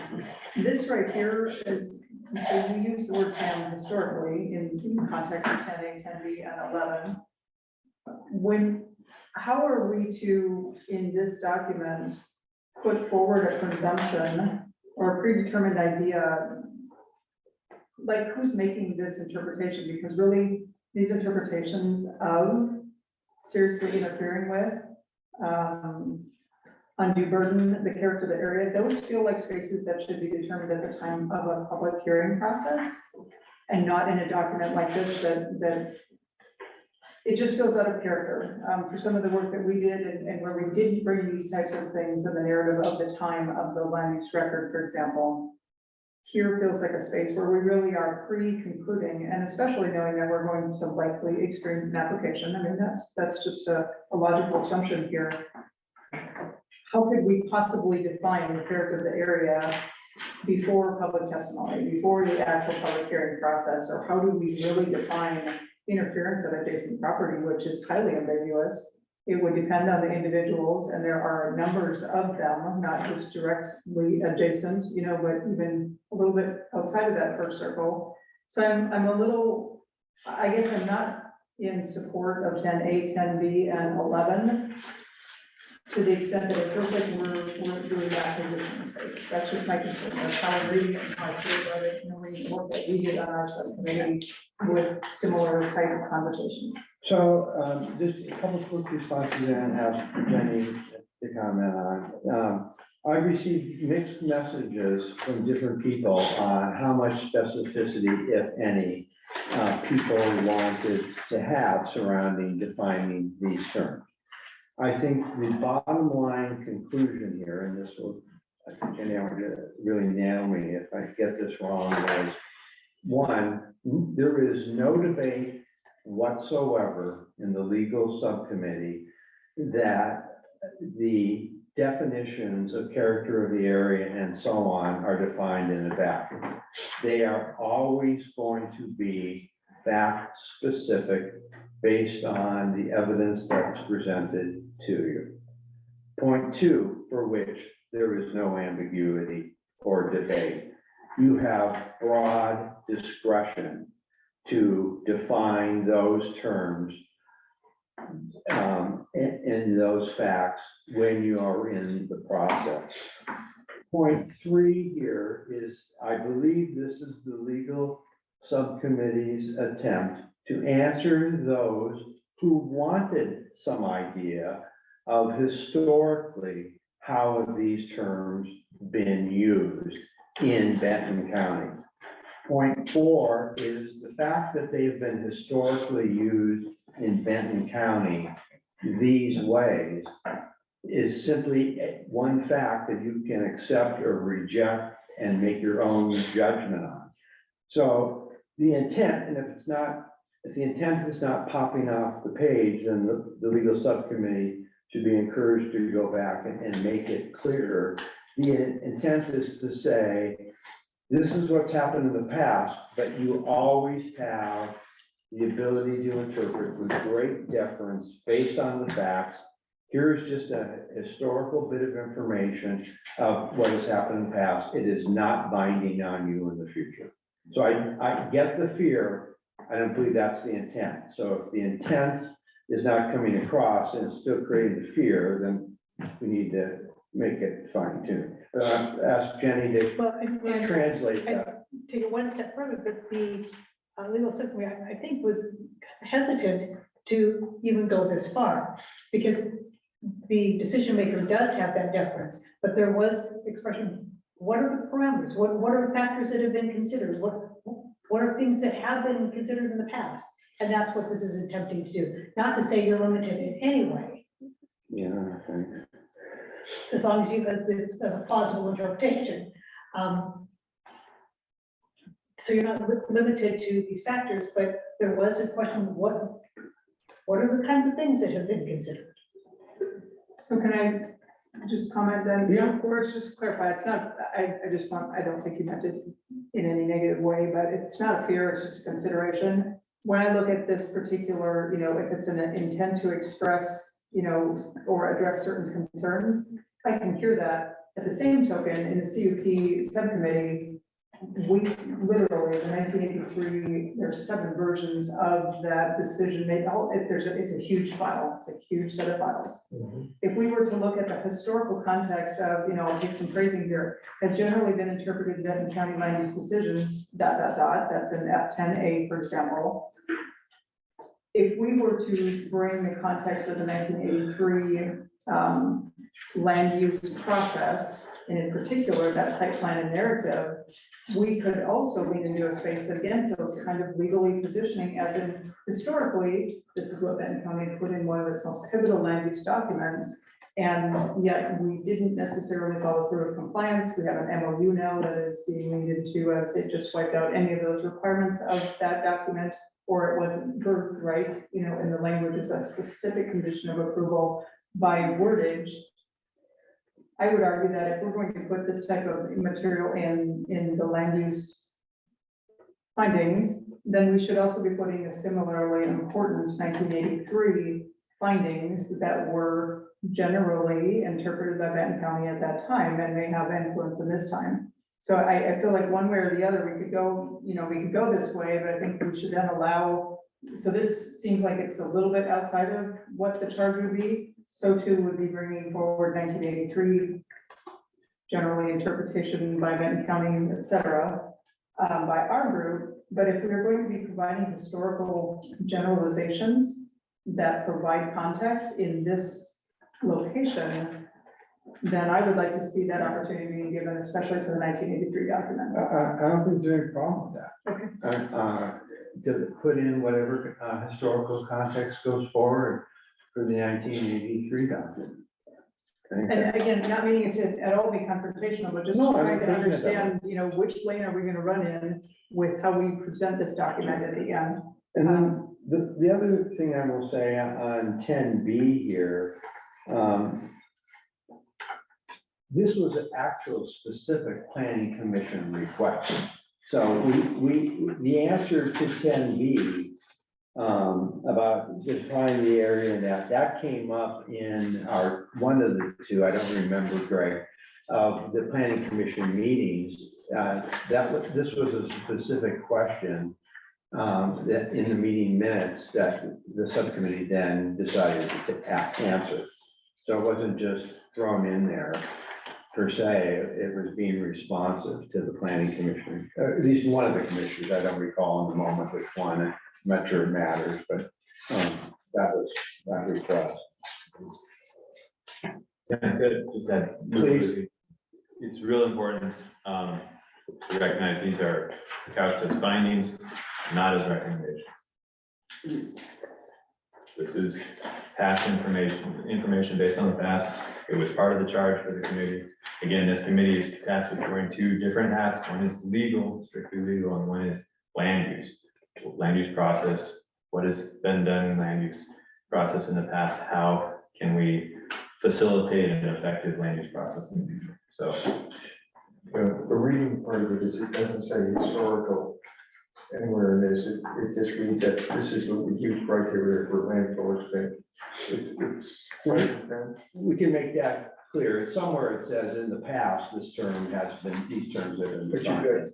it's just, it's hard to carry from one paragraph to the next. We'll have Greg, your staff person, help in the legal subcommittee, and Jenny will make a note as well to make it clear that this is historical information and it's a finding, which with all of these, anyone can reject. All right, so we have 4 minutes here, which means we're not going to have time to go into the past subcommittee findings and recommendations. Fortunately, some of them were covered during the crosswalk exercise. So we'll have to come up with the best way to manage that, which I don't have in the moment. So what I'm going to ask, Lauren, is you close down this document and open up the work plan document, or whatever it's called, in the updated work plan, and walk us through that. And this is what this document was sent to you, I believe, over last weekend, and then it was presented on Tuesday morning to the Board of Commissioners. So, in the moment, this is what it looks like here. And is there a way to move this out of the way so I can actually see the whole meal deal? So obviously, here we are on the 23rd. What we're going to be doing is sleeping on the 24th and 25th, 26th. And then the subcommittee are going to meet with this feedback in mind that we gave today, and we'll have to come up with the process to get additional feedback during these 3 days. The goal right now, and I'm understanding it's aggressive, and I want to rethink this and talk to the county about this after this meeting, because we weren't able to get through all of these documents. The plan was to issue draft 5, which would be the full report, okay, with these updated findings and recommendations. There would be a public survey open house. In talking to the various subcommittees, the current plan is that public open house survey would be on the recommendations. We would ask the public to comment on the recommendations. Do they support, not support, and their comments. I promise to get you in a second. And then the actual open house is going to be on the 9th, between 5:30 and 7:30. It's gonna be a virtual open house. It's not gonna be in person. They'll all be online.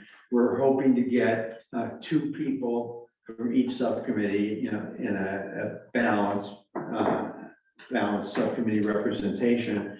And we will walk through the recommendations. And when there is a need to clarify or answer questions, the supporting findings will be available to pull up, and so that people have an opportunity to understand what's going on there. That survey closes on the 11th. And then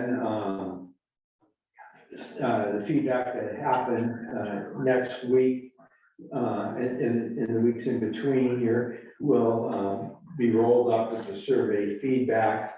The final findings and recommendations will go out to work group polling. And so the polling is the system we've been using in the past. Each finding will be put forward with each recommendation put forward, and you will vote informally, just 1, 2, or 3 surrounding that finding. It is 1 means you're fully supported as written, don't have any changes.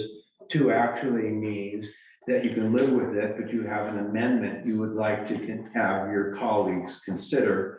And in fact, if they support your friendly amendment, you in good faith will move your vote from a 2 to a 1. But even if they don't, you're accepting that as good to go. And 3 means you do not support it.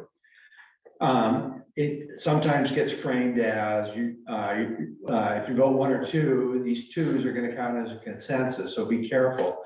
The other way of looking at that is that any one person on this work group can block a consensus by voting the 3.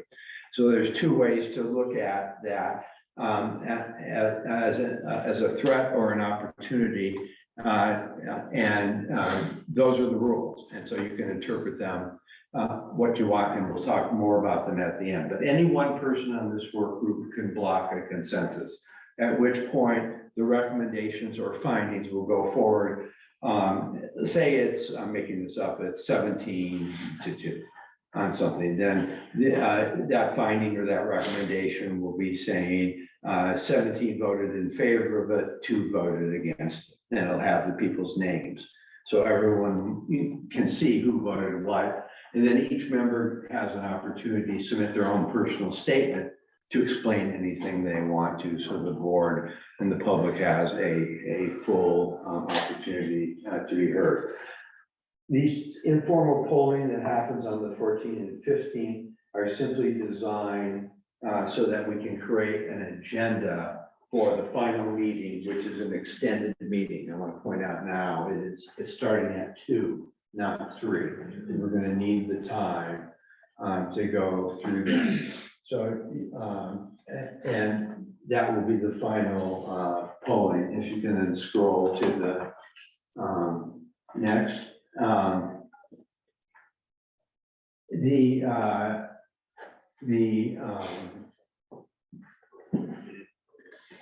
Okay.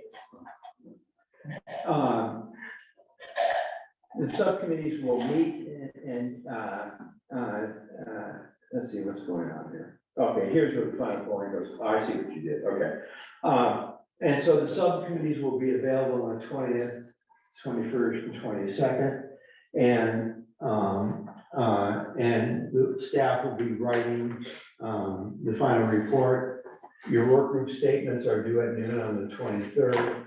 They will be added to the final work group report in what we're calling the Word version. And that date has not changed. So this process hasn't been extended. It ends on with the issuance of the report on the same date we've had for several months now on the 24th. What is happening is it then goes to the publisher, in which case we're creating a copy table ready version of that. If you can scroll so I can see the rest, please. And that coffee table version, after it goes to the publisher, will be presented to the board on the 4th. It will be the exact same document that was presented on the 24th. It'll simply just be a camera-ready, nice picture version of that. The reason. Excuse me, is someone online talking? Is that, I remember the name.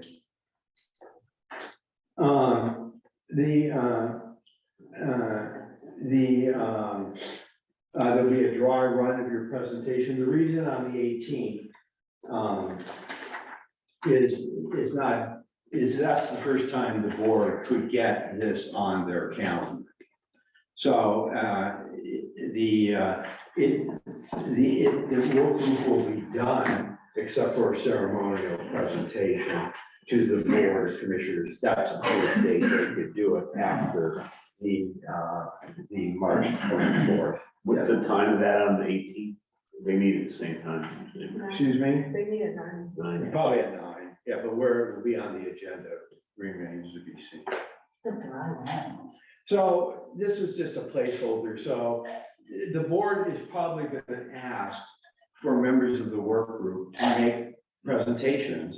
So for instance, if you wanted to present on the history piece, we have an agenda that tells you how I'm making this up X number of minutes, and we divide up the agenda and Y number of those minutes. So this is the history piece.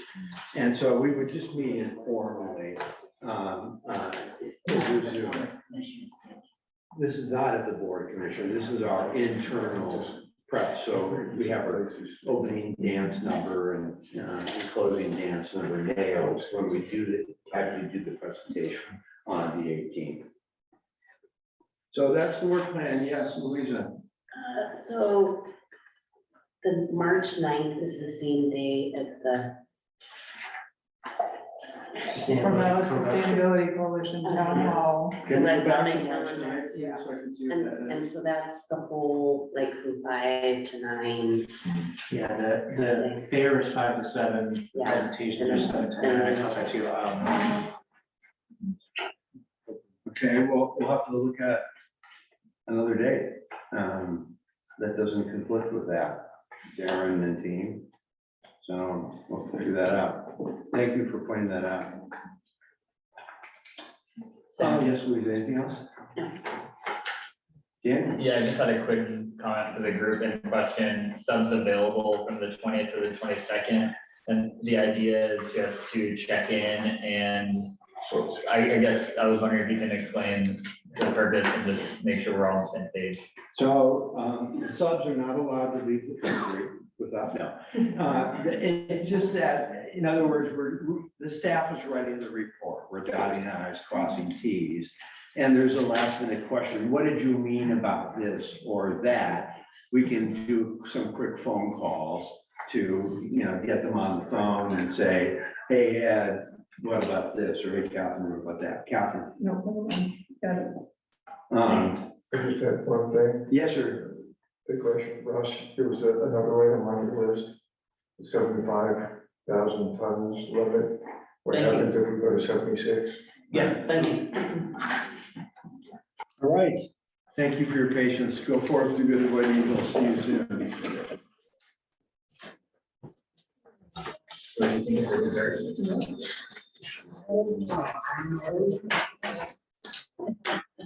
That was interesting, huh?